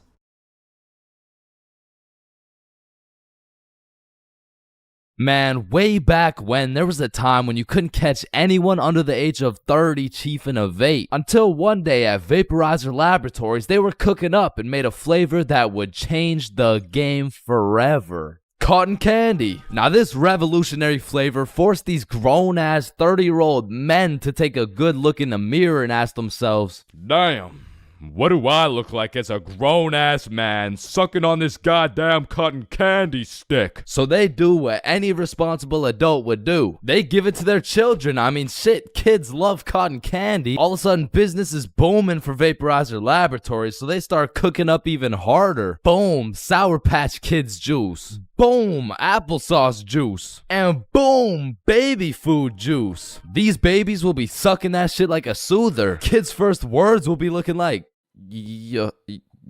Oh my god, honey, Jackson's gonna say his first words. Yeah. Oh, let's hear it. Yo. Yo, Pops, well, let me bum a hit off that 50 Nick Guava Ice, G. Yo, just wait till they drop that breast milk flavor, bro. Shit, these newborn babies won't even know what hit them. They'll be returning customers for life, which will probably be like 12 years max. Now, the reason I say all this is to let you know that vaping not only intruded my high school years, but also my years in middle school. I was first introduced to these bad boys at the ripe age of 13. And with a little bit of that good old peer pressure, I folded, bro. Like, what was I supposed to do, bro? Like not take the hit? No. I probably should not have taken the hit. But from that point on, I started doing a little dabbling, you know. I mean, as a 13-year-old, there's only one answer to someone asking, yo, dude, you want to try a hit of this blueberry guacamole milkshake ice flavor, dude? And that answer is abso-fucking-lutely, dude. And I was never a fiend or anything, but I will say, I popped a few ghosts and blown a few O's back in my day, but it had never gotten to the point of me owning a vape. Until one day. This story takes place way back in grade 7. Me and the boys were posted in science class dissecting cowballs or some shit when Mr. Principal burst through the door like, Is Tessa here? Yeah, she's right there. and I look at Tessa and she just tosses her vape over to her homie Kate. And I seen that shit clear as day, but Mr. Principal's old ass must have forgot to wear his contacts or something, cause he runs a quick pat down on Tessa looking for said vape, but sure enough, he doesn't find it. Miss Rhodes told me you were vaping in her class. Is this true? Psh, no, I would never. Okay.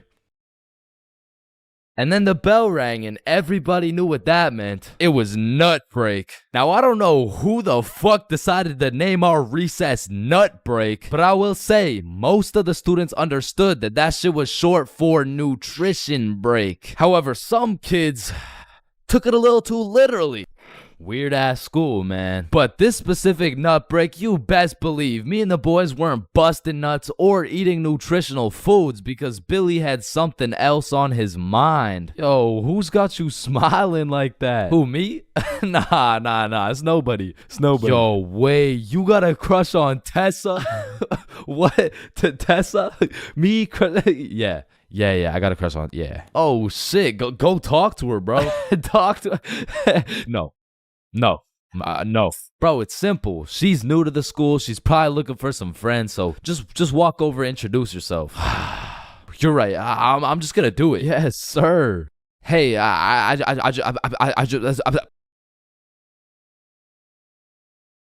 just sell that shit? Yup. You did. Then the bell rings and we all go to PE class. Now in my middle school, your class was your class. You just have the same students and the same underqualified teacher teaching everything. Like, Lord knows Mr. Donaldson shouldn't be teaching PE, but shit, here we are. And so while we're playing dodgeball, I'm trying to coach Billy on how to confess his love for Tessa, but I'm gonna keep it a buck. I was speaking straight out of my ass, bro. I don't know the first thing about confessing love. Listen, bro, I'm the expert when it comes to confessing love. All you gotta do is walk up with confidence, introduce yourself, and then ask her to be your girlfriend, bro. Okay, simple. Let's practice. Hey, Vanessa. My name's Billy, and do you want to be my girlfriend? Damn. And after the proper training, by the time lunch came around, Billy was prepared to do what had to be done. Alright, listen, bro. Whatever happens out there, me and Bob got your back. And remember, the worst she can say is no, bro. Alright, I'm ready. You got this. Hey, Vanessa. I'm Billy. I seen you in science class today, and you were looking very pretty. And do you want to be my girlfriend? Fuck no. She laughed, bro. She laughed in Billy's face, and he walks back to us with tears in his eyes. She laughed at me, bro. Well, at least you know what they say. What? If you can make her laugh and giggle, you can make the cheeks clap and Not jiggle. right now, bro. You're right. Too soon. Needless to say, that brother Billy went home that night, listened to Juice WRLD, and cried himself to sleep. Shit, the next day, Billy didn't even say a word, but I could hear Lucid Dreams on full blast in those earbuds. Man, it's a tough sight to see. Next thing I know, Mr. Principal bursts in the class talking about, All right, Tessa, in my office right now. Now, I don't know why she was in trouble, but whatever she was accused of, she's guilty, bro. And she's also guilty on 1/3 degree count of breaking my man's heart. And as I'm busy praying on Tessa's downfall, I get a little tap on my shoulder like, psst, take this. Mr. Principal's looking for it, and he's not gonna check you. Whose is it? It's Tessa's. Don't worry, it's safe with me. And it was safe with me, cause that shit was now mine. The only way she could get it back is if she repaired my boy Billy's heart, and that just wasn't happening. And soon enough, Tessa comes back from Mr. Principal's office, and she didn't say a word. We had nut break, nothing. We went to PE, nothing. And then we went to math class. And as I was chilling in math class, calculating the square root of pi and shit, I get a tap on my shoulder again. Psst, Tessa wants her vape back. Vape? What vape? The one I handed you this morning? You know, it was purple. Oh, that vape. Oh, yeah, no, I threw that shit in the bushes. So she reports back to the person who gave her the vape, and she reports back to the person who gave her the vape, etc., until Tessa finds out, and she looks pissed. So she whispers to her friend, who whispers to her friend, etc. What bush did you throw it in? Oh, the one out back. And to put it in perspective, the bush out back was fucking massive. It was this huge conglomerate of straight prickle bushes, and so pretty much her vape was gone, bro. And I went to sleep that night with a smile on my face, knowing I not only saved Tessa's lungs, but also Billy's heart. The next day I went to class, sat down with the boys as always, but something was different. Tessa and her homies were nowhere to be seen. I shrug it off and continue to make some groundbreaking studies in science class until I hear Billy like, bro, no fucking way. So I turn around to not only see Tessa and her friends waist high in prickle bushes looking for this vape, but I also see Mr. Principal forcing them to do it. Now this was truly a beautiful sight to see revenge play out this perfectly. Like Billy was sitting at the window the entire class watching him do a whole search party for this vape that was posted in my pocket. And just when I thought Billy couldn't get happier, the next day Tessa and her friends had to present a PowerPoint to the entire school on why vaping is bad. Vaping is bad because like when the vape enters your lungs, well, it's not good for your lungs.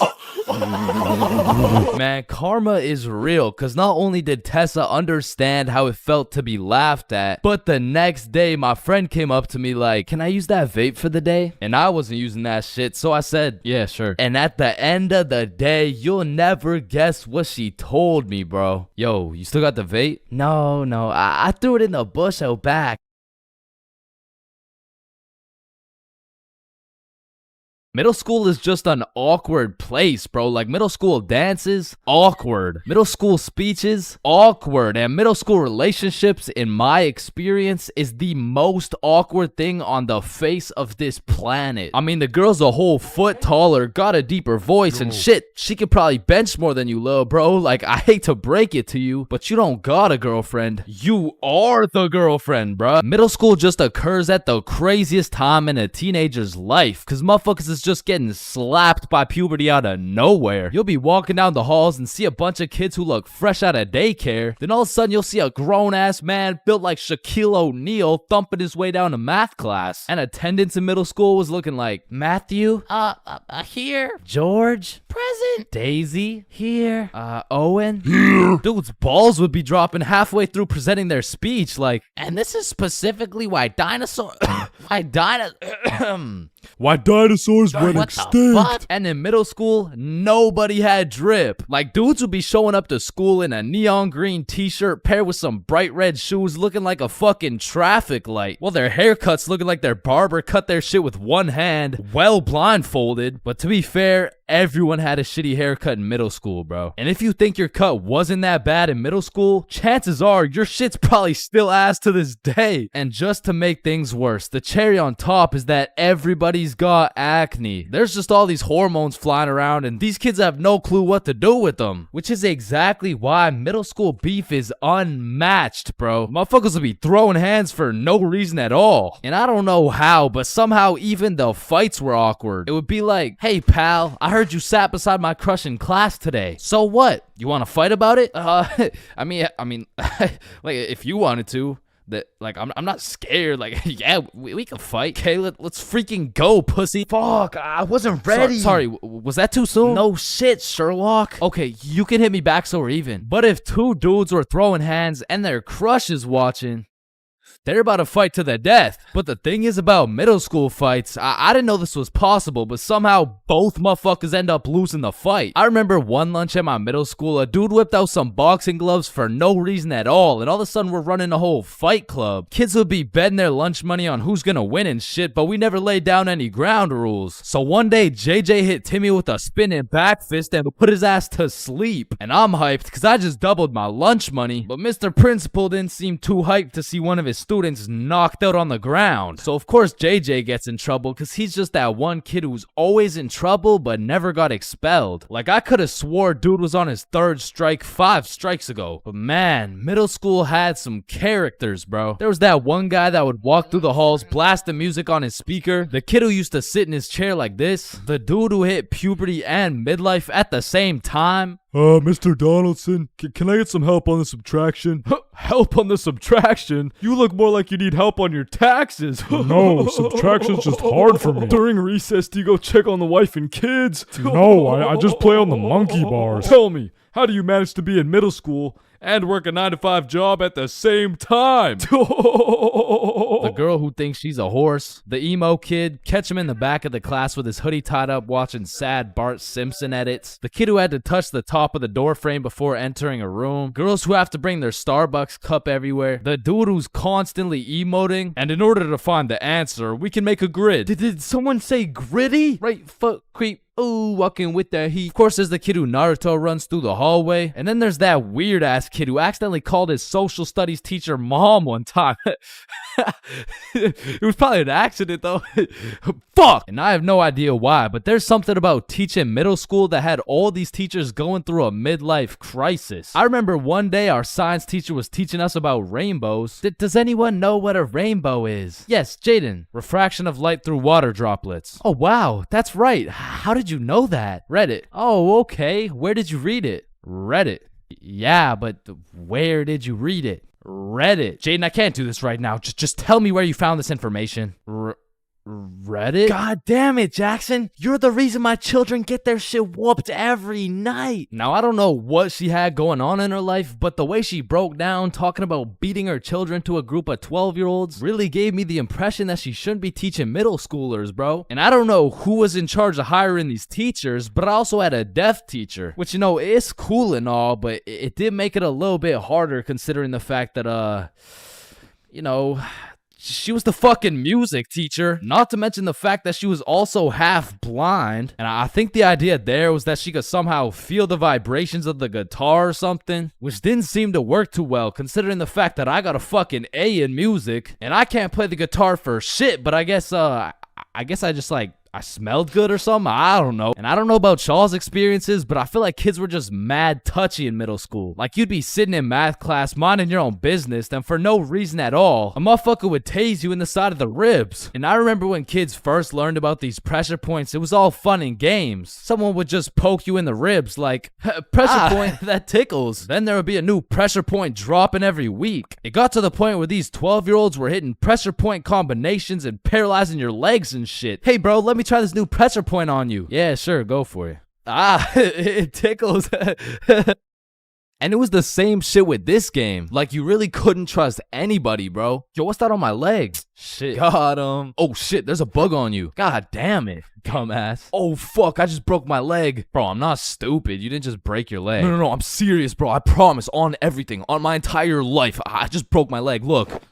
Bro, I remember I got punched so many times, my arm was on life support. It was about to fall off, like, And thinking back to middle school, there's just so many things that make me cringe, bro. But by far the cringiest of them all is the relationships, man. And believe it or not, I had my fair share of middle school relationships. I remember one day I was sitting in class and this girl came up to me and said, Chains, I have a crush on you. And that's really all it took to have a young Chains in love. Head over heels. We went to the movies together. We went to my house and watched movies. Well, we went to her house and we also watched movies. Now that I think about it, all we really did was watch movies. We didn't really talk that much. I mean, I didn't really have a way with my words at the age of 12. So, do you like movies? Yeah. Yeah, I like movies too. That's why we're here at the movie theater. I also like popcorn with the butter. It tastes like I like how it tastes. And one day we went to the mall and I took a good look at my girlfriend of 2 weeks and thought, man, I don't even know this girl. Like who are you? I remember we were inside Zoomies at the time and I said, hey Jessica, you're a great person and all, but I don't really think we're compatible like that. Maybe we should just break up, which was probably the most words I've strung together during the entirety of our relationship. And she says with the straightest face, oh, okay. And then we proceeded to walk out of the mall and bus home together without saying a word. And I remember lying in my bed that night and thinking to myself, damn, I think I'm supposed to be sad right now. So I threw on my hoodie, tied it up, and watched some sad Bart Simpson edits. There's a lot of awkward things in life, like the handshake fist bump dilemma, or waving back to someone who is waving to the dude behind you, or the you too situation. Enjoy your meal, sir. Thanks, you too. Actually, wait, no.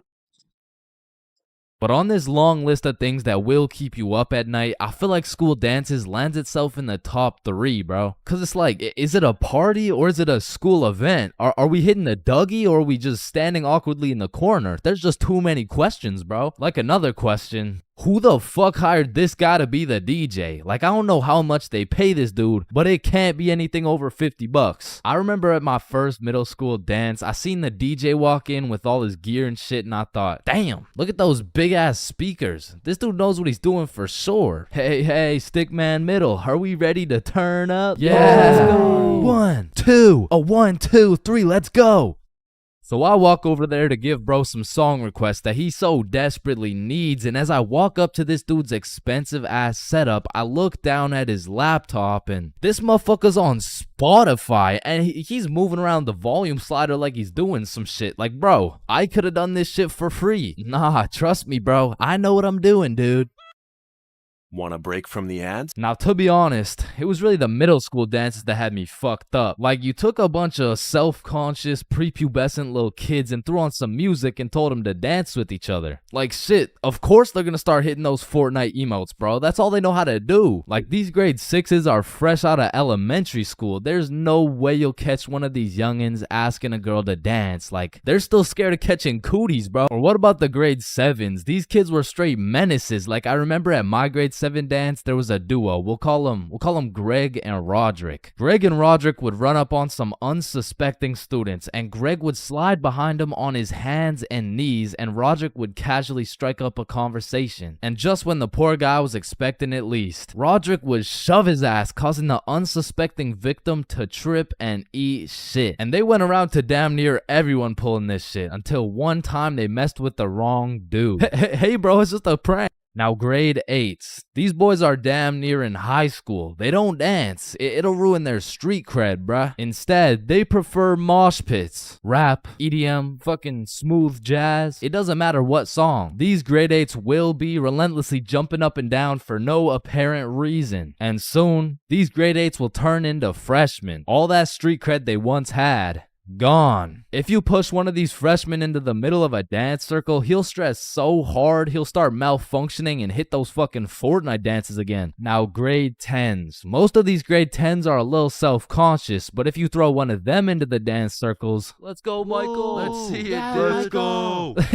Guys, what? I don't know how to dance. Just fucking Michael. Let's go Michael. Well, I guess I can bust out a few dance moves. All of a sudden, dude's got moves like Jagger. Come to find out, bro's been practicing for this moment in his room for months. So once these grade 10s soon become sophomores, those YouTube tutorials start paying off for real. And if they're lucky, they might even catch some cooties, bro. And these seniors just simply don't give a fuck. Bro, watch this. I'm about to hit the worm. What? You know how to hit the worm? No. Damn. And I'm not done flaming this fucking DJ. Like, this dude be leaving my balls more blue than Squidward. Pause. These bitches lost. Oh, hell nah. Is that lo-fi? And then out of nowhere, really quick, the DJ will throw on some heat, and it'll have everybody turning up. But just as fast as Pop Smoke got that shit jumping, Ed Sheeran shut that bitch right back down. Like, mixing drill with The Shape of You has to be some sort of felony, bro. Like tell me this dude deserves to roam the streets freely after pulling some shit like that. In fact, funny story, I had seen the DJ after the dance in the parking lot one time, and we walked up and we jumped the fuck out of him. Alright, but not all DJs were out here committing war crimes on my ears. Like, you know, the DJ was onto some shit when he got the students and the teachers turning up. Like, you play the right song and these teachers will forget they're on chaperoning duty. Shit, even the principal will start wilding out. Once you got the right song playing, motherfuckers will get hype over anything. Like, remember how hype it was when someone would land a flip in the middle of a mosh pit? Shit, remember how hype it was when someone didn't land a flip in the middle of a mosh pit? These motherfuckers were excited as ever, like they didn't just witness a dude snap his neck. Poor guy's probably getting trampled down there. Rest in peace. Sacrificed his life for a few Snapchat memories. But you know that one song, that when the DJ throws that hoe on, everybody knows what to do. Motherfuckers will run in from the bathroom, teachers will hop in, the Redditors will hop off the bleachers, and the school dance will be looking like something straight out of High School Musical, bro. Speaking of High School Musical, back in the day, I knew a dude named Troy. I fucked with Troy, but let's just say,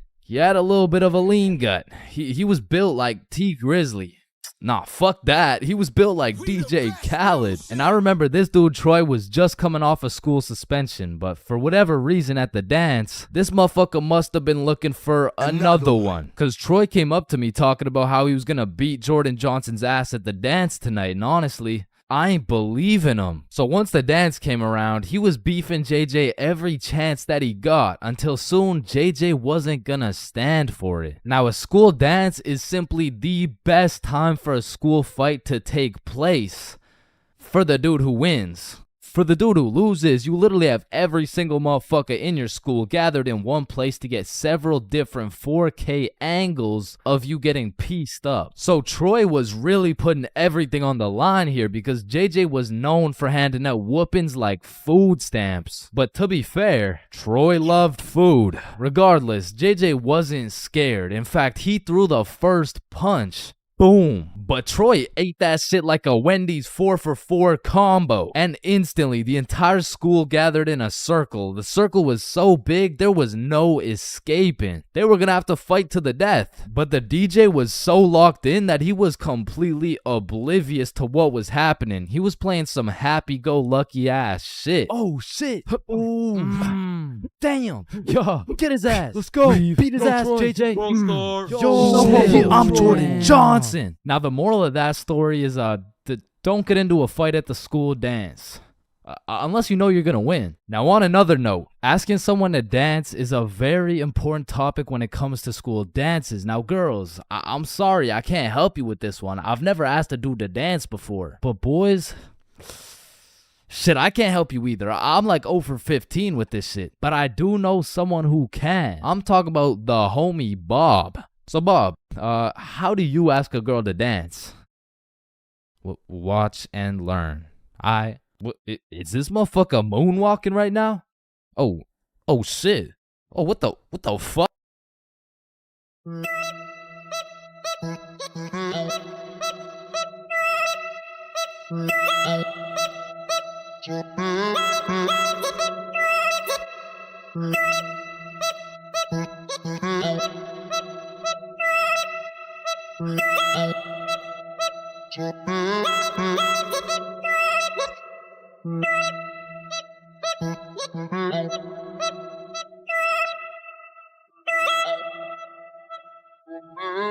Yo, Chains, I'll pay you $5 if you pull that fire alarm right there. Oh, Yo, run. Chains, do you know why I've called you into my office today? No. You see, that little stunt you pulled has led you to a 1-week suspension. God damn it. What does suspension mean? It means for the next week you are prohibited from coming to school. Fuck. What does prohibited mean? Chains, you can't come to school for the next week. Hold up, so you're telling me because I pulled the fire alarm, I don't have to go to school for a week? Yes, it's a suspension. You are...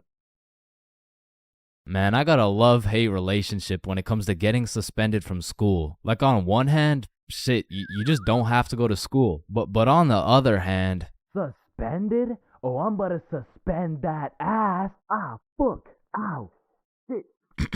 Alright, I don't recommend getting suspended. That shit is not worth it. But how do I know? This story dates way back to grade 7. It was a cold winter day at Stickman Middle School. In fact, it was freezing cold, and this gave Billy a great idea. Yo, the pond behind the school is frozen. Let's go fuck around on it. Oh, I'm down. Okay, bet. So after school, we got a group of 5 homies, and we headed over to the frozen pond. Now, to paint the picture, behind Stickman Middle School was Stickman Elementary School, and behind Stickman Elementary School was this frozen pond, meaning we had to walk through Stickman Elementary School to get to this pond. But nonetheless, we walk up to the pond and instantly I see this big red sign that says, "Hazard, do not step on ice." Guys, the sign says do not step on ice. Man, fuck the sign. Watch this.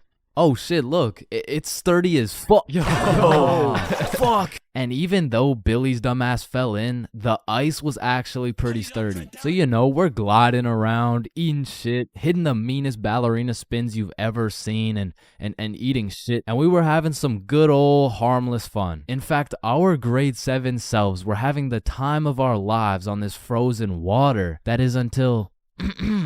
Oh, what do you guys think you're doing? We were just walking on the ice. Did you guys not see the sign? What sign? I could have swore I put a sign right here. Nope, no sign at all. There was no sign. I have no clue what you're talking about. Okay, but you guys have to get off the ice. Well, why? Nobody's getting hurt. Yeah, we're safe. Okay, it's your choice. You're gonna regret this. So we continued with our ice skating antics for approximately 10 more minutes. Until the same lady came back up to the pond, but this time she was equipped with a Sony Alpha A7 mirrorless digital camera with the extendo lens. In other words, she was quite literally about to catch us in 4K. But at least she doesn't know what school we go to. Hey, what school do you guys go to? Not Stickman Middle School. Absolutely not. No, definitely not. Fuck, she knows. We had to think quick. How are we gonna smoothly get out of this situation without getting in trouble? So we called a boys emergency meeting. We huddled up and discussed our best plans to get out of this situation. And after combining all of our genius grade 7 brains, we made the ultimate plan. If we started mooning the camera, it would then be illegal for her to take pictures of our middle school cheeks. I don't know how this became our best option, but regardless, we put the plan in motion. I mean, me personally, I got a little shy and kept my pants up, but some of the boys were out there going crazy, looking more caked up than Summer Rae. And after a little while, the lady must have decided it wasn't a great look to have a camera pointed at some 12-year-old cheeks, and she left, which means the plan had worked flawlessly. Now, the next day at school, I had completely forgot about it, to be honest. But strangely enough, while I was sitting in math class, I hear the little class phone start ringing. Hello? Oh, yes, he's here. Oh, okay. Yeah, I'll send him your way. Thank you.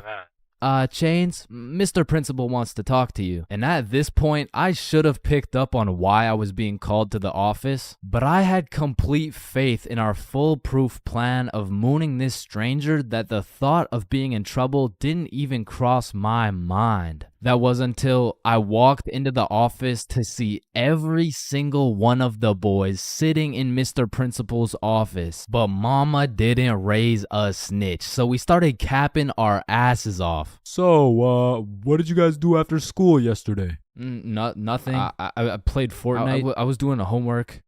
Don't play stupid with me. I got a call from Mrs. Principal over at Stickman Elementary. So tell me, what were you doing on the pond yesterday? I wasn't there. It wasn't us. I don't know what you're talking about. I don't even know what a pond is. I see. Well, I've got evidence. And as he shows us this undeniable evidence, you can see this dude Billy's cheeks in the corner of one of the pictures. So I slowly look over at Billy, and he looks over at me.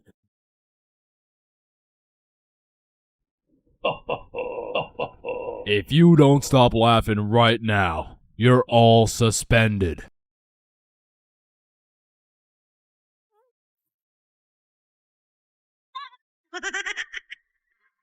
That's it. You're all suspended. And as I explained the situation to my mom, let's just say Mama Chains was not happy.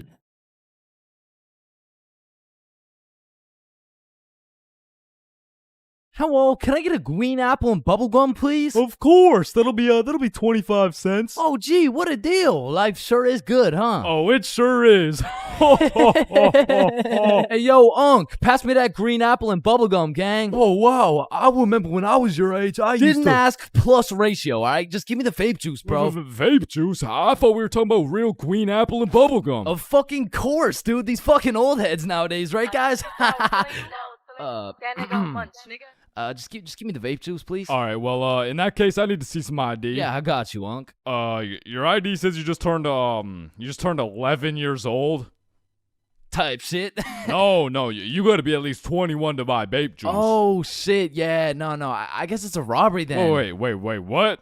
Ah, shit. Listen, the times are changing, bro. Not too long ago, kids were just playing outside, playing sports, and climbing trees and shit. But nowadays, I swear these kids are just grinding TikTok, playing GTA in real life, and the only thing they're climbing is the spectrum, and I blame the internet, bro. Because now these kids are coming straight out the womb watching Skibbity Toilet Brain Rot, and if that was my kid, shit, I would want to restart, bro. Like, take two from the top, bro. And honestly, I feel like most of these kids were coming along just fine, you know? Like, they were developing into some cool dudes. They had a banger theme song and shit. Like, yeah, I was low-key fucking with this new generation. And then the birth of brain rot. Millions of people scrolling TikTok, Instagram Reels, YouTube Shorts, and even...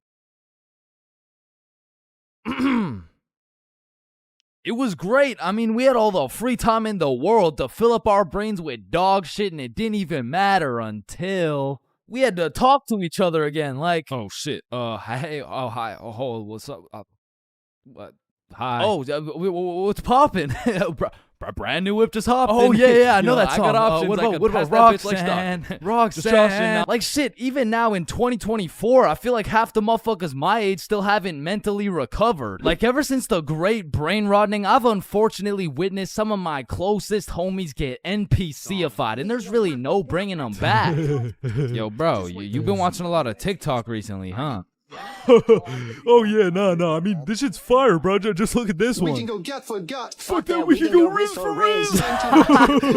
Yeah, no, bro, you have a problem, like dead ass. Like you gotta put the TikTok down, bro. Like really lock in up here, bro. Nah, bro, really just phantom taxed my phone and minus 100 aura for throwing it and shit. Like that would have been El Riz if I wasn't Sigma.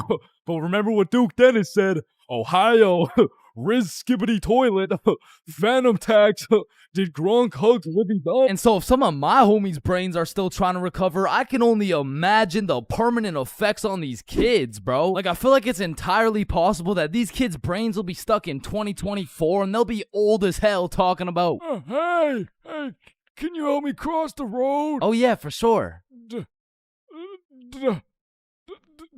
W Riz! Oh, no, my aura! Now, unlike half these YouTubers out here, I don't spend a lot of time talking to kids. But the one kid I did talk to recently was actually my cousin. Hey, you're not alone on that one. No. So I was at this extended family function and there was a bunch of people I'd never seen in my life, including this one kid who had to be about 10 years old. He was a short little guy, still waiting on puberty and shit, but when I talked to him, it was like talking to a little Kai Cenat or some shit. If he was 10 years younger and like about the same height. Yo, broski. The fuck? Hey, down here. Oh, shit, what's up? My name's Elijah. Okay, Elijah. How's school, bro? Shit, it's aight. Yo, what grade are you in, bro? Grade 5. Type shit. Damn, I remember being in grade 5, bro. I was actually the fastest kid in my school. Yeah, but you probably had no hoes, bro. I already got a girlfriend and she's bad as hell, bro. You should see the gat on that shit. Nah, what? And I never thought I'd be saying this, but back in my day, grade 5, we were still running from cooties and shit, and is this motherfucker vaping? What the fuck? I feel like kids these days just skipped a part of childhood, you know? Like they're fresh out of elementary school, chiefing some coconut watermelon ice. Like, bro, your little ass should be watching Cocomelon twice. Chat, did that hit? Yeah? No. Shut the fuck up, Grandpa. Okay. It's because when I was born, everyone was given a good 10, 11-year grace period where you could be as cringy as you wanted. Like, you could make shitty YouTube videos. You could wear those smart-ass t-shirts. You could even get away with saying shit like, man, yo mama's so stupid. She brought a spoon to the Super Bowl. Oh, yeah? Well, yo mama's so fat. When she walked in front of the TV, I missed 3 episodes. Okay, but yo mama's so fat, she takes selfies in panoramic mode. Well, yo mama's so nasty, she got fired from a sperm bank for drinking on the job. What's a sperm bank? Shit, I don't even know. And I feel bad for this new generation because they don't got no cringe grace period or anything, bro. They just pop straight out the womb like, and it's a boy. Yeah, I'm a dude, whatever. Now snip me up, bro. I can't have the host seeing my foreskin, dog. And maybe I'm just jealous, but to me it's wild that these kids are getting new ass phones in elementary and middle school. Cause they'll never understand the absolute crucifixion I would get every single time I whipped out my phone, bro. Like, that shit was staying in my pocket unless it was 100% necessary. All right, class, everyone get your phones out for our end of year Kahoot. Let's go.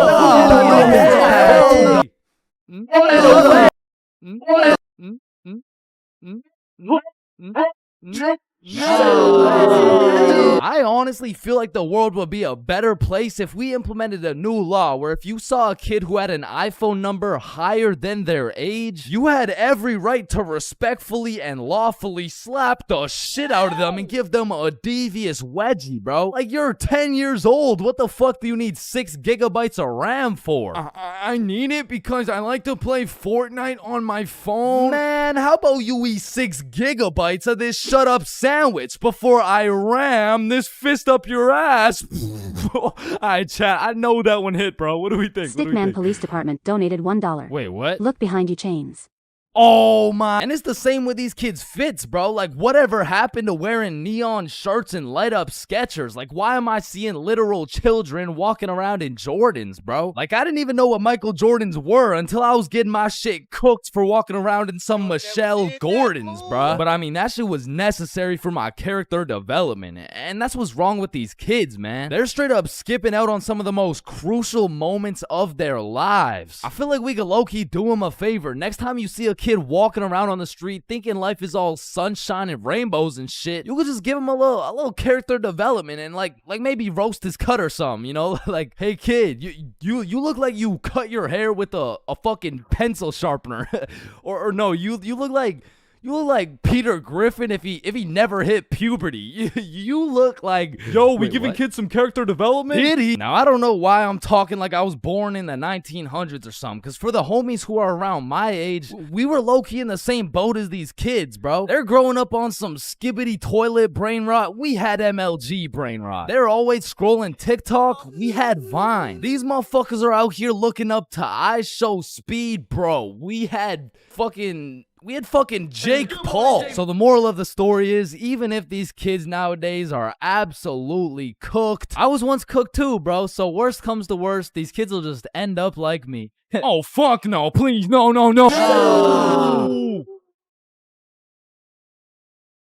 Man, you could be the 47th president of the United States and you'd still get flamed at school. It's just inevitable. It could be your haircut, your clothes, and bro, even when there's nothing to roast, somebody's gonna try and spit out some bullshit anyways. Hey, yo, why does Carl's face look like Spider-Man's left nut? Yo, I can't see it. Why do you know what his nuts look like? And bro, when I was in middle school, all my clothes were hand-me-downs I got from my neighbor, and this motherfucker just didn't want to see me win, bro, because I was getting piles of V-neck shirts and jeans that didn't even fit. And not only did my neighbor have no drip, but dude was 10 years older than me, so every fit I made was just a decade too late. And pulling up to school and that shit had me feeling like a rotisserie chicken, the way I was getting cooked at a 360-degree angle, bruh. But my fit wasn't even the only thing that was outdated, because my phone looked like the first phone ever created. And it acted like it too. I mean, I would have to click the screen 5 times and then send a prayer to the heavens just to turn that shit on. And only real G's know the pain of having to whip out an old ass phone around someone else. Like, I remember this one time a girl came up to me and asked if she could add me on Snapchat, and when I gave her my phone, my shit crashed, bro. I think your phone just ran out of battery. Oh no, don't worry, sometimes you just gotta... Yeah, here you go. Actually, I have a boyfriend, so... Wait, what the fuck? And ever since that day, that phone was my #1 op, bro. So much so that the next time a girl came up and asked for my Snapchat, I started fucking malfunctioning, bro. Hey, can I get your Snapchat? No. Oh. Okay. No. It's just because I don't have Snapchat. Oh, well, what about your phone number? I actually don't even have a phone. You don't have a phone? Oh, well, I did, but then my dog ate it. You know? Oh my God, is your dog okay? Sorry, I don't even have a dog. I don't have one. Then who ate your phone? Fucking I did. Wait, was that? Nope. Like, I do appreciate all the hand-me-downs, because without them, I would be walking through the school butt-booty naked. But to be honest with you, if it was a choice, I would have rather been butt-booty naked, because these V-necks were straight girl-repellent. Like, there's birth control, there's condoms, and then there's V-necks, bruh. Well, shit, I mean, you could still pull a lot while wearing a V-neck, but it's just like... It's just gonna be dudes. And just when you think I couldn't have been more roastable, my mom will be like, oh, sweetie, you need a haircut. No, please, mom, no. My mom used to take me to this shop that gave out $1 haircuts, bro, and these motherfuckers were straight speed running these cuts. They'd be asking what kind of cut you want while cutting your hair. And by the time you get to show them the cut you want, your shit is already done, bro. And my mom must have not been tipping them either, considering the fact that every time I went back, the cuts kept getting worse and worse. Until one time, I walked out there with my head bleeding, like I asked for a 2 on the sides, and she hit me with a -2. Now, don't get me wrong, when I pulled up to school school wearing the most abominable fit known to man with the atrocious haircut and shitter phone combo, I got my shit roasted, flamed, grilled, sauteed, deep fried, and then thrown into the goddamn microwave. Like the type of flaming that has you going home and just taking an extensive look in the mirror, questioning if you should legally change your name to Albert and flee the country. But somehow, this motherfucker Carl got flamed even harder than me just for being Carl. Like, whenever a friend group is created, there's just one dude selected to be the punching bag for the entire group. And you know, I feel bad and shit, but like, it's better Carl than me, bro, so I'm gonna slip a few jabs in if I have to. Yo, what the fuck is Carl eating, bro? Oh, hell nah. Wait, whoa, Chains is eating the exact same thing. Nah, what? Your shit looks like it tastes like cardboard with honey mustard. Wow, how did you know? Like, Carl can't even get a little chuckle out without getting crucified, bruh. Damn, he's fucking that shit up. Looks like he hasn't eaten in weeks, bro.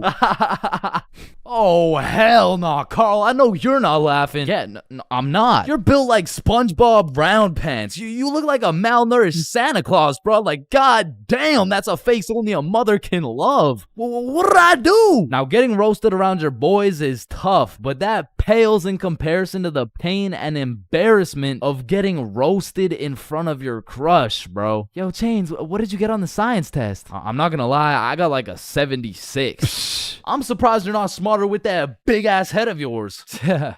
Good one, Joe. No, like for real, your shit is massive. Well, like the sheer amount of brain you could fit in that bitch should make you Einstein. You look like you should be pulling 10,000 IQ plays right now. You look like you got the solution to world hunger somewhere hidden in that big ass noggin. Like how do you even stand up straight with that absolute cranium for a head? But I remember this one time I got my shit flamed so hard in front of an entire audience that I was brought to tears. But I mean, I was 6. I was 6 years old. And the day was December 24th, Christmas Eve. So my mom brought me and my brother to this improv play, and as we sat and waited for the show to begin, this little elf walked up to us like, hey, do you guys want to be a part of the show? Yeah, let's do it. Okay, yeah, I'll do it. And once the show began, they called me and my brother up to the stage and asked us a very simple question. So, what do you guys want for Christmas? Oh, I want a Minecraft sword and a creeper stuffy. And, what about you, little man? And as I looked into that crowd with dead silence, my brain stopped braining, bro. Hey, don't worry, it can be anything. Shit. I want, Just, kid, what do you want? I wanna... Man, I wanna... I don't really know what I want. Yo, who brought this fucking dumbass on stage, bro? Get the fuck out of here. Now I'm paraphrasing. I mean, I was 6. I don't remember exactly what he said, but that's what it felt like. And as we walked back to our seats, I was super embarrassed. But as the show started, it was actually pretty funny, and people had probably forgot about it by now. But 10 minutes into the show, a character walks on stage with some goofy-ass buck teeth. Yo, this guy looks stupid as hell. Oh shit. And this dude proceeds to absolutely cook 6-year-old me with no remorse. Hey, what's your name? I don't know. What? Okay, how's your day? Day? Day? What the fuck is a day? I don't know. Well, what do you know? No. That's just it. I don't know. I just don't know. Shit, I don't think I know anything. And that shit had the whole audience laughing harder than ever. And as I looked around, my brother was laughing and even my mom was laughing. And it was this very moment that I had hit rock bottom. And at the age of 6, I realized I would be put on this earth simply to suffer, and it made me cry, bro. I cried in the middle of this theater. Then the next morning I woke up and it was Christmas. And under the Christmas tree, I saw the best gift of all. It was a Bob pocket tee from ChainsClub.shop. That's right, it's brand new. You can wear it around your homies. You can wear it at school. You can wear it around your mom, your grandma, your great-grandma, maybe not your great-grandma, but damn near anywhere else, and Bob will be posted in your pocket the whole time. Wow, what a perfect thing to get someone for Christmas, am I right? Yeah, I'm right.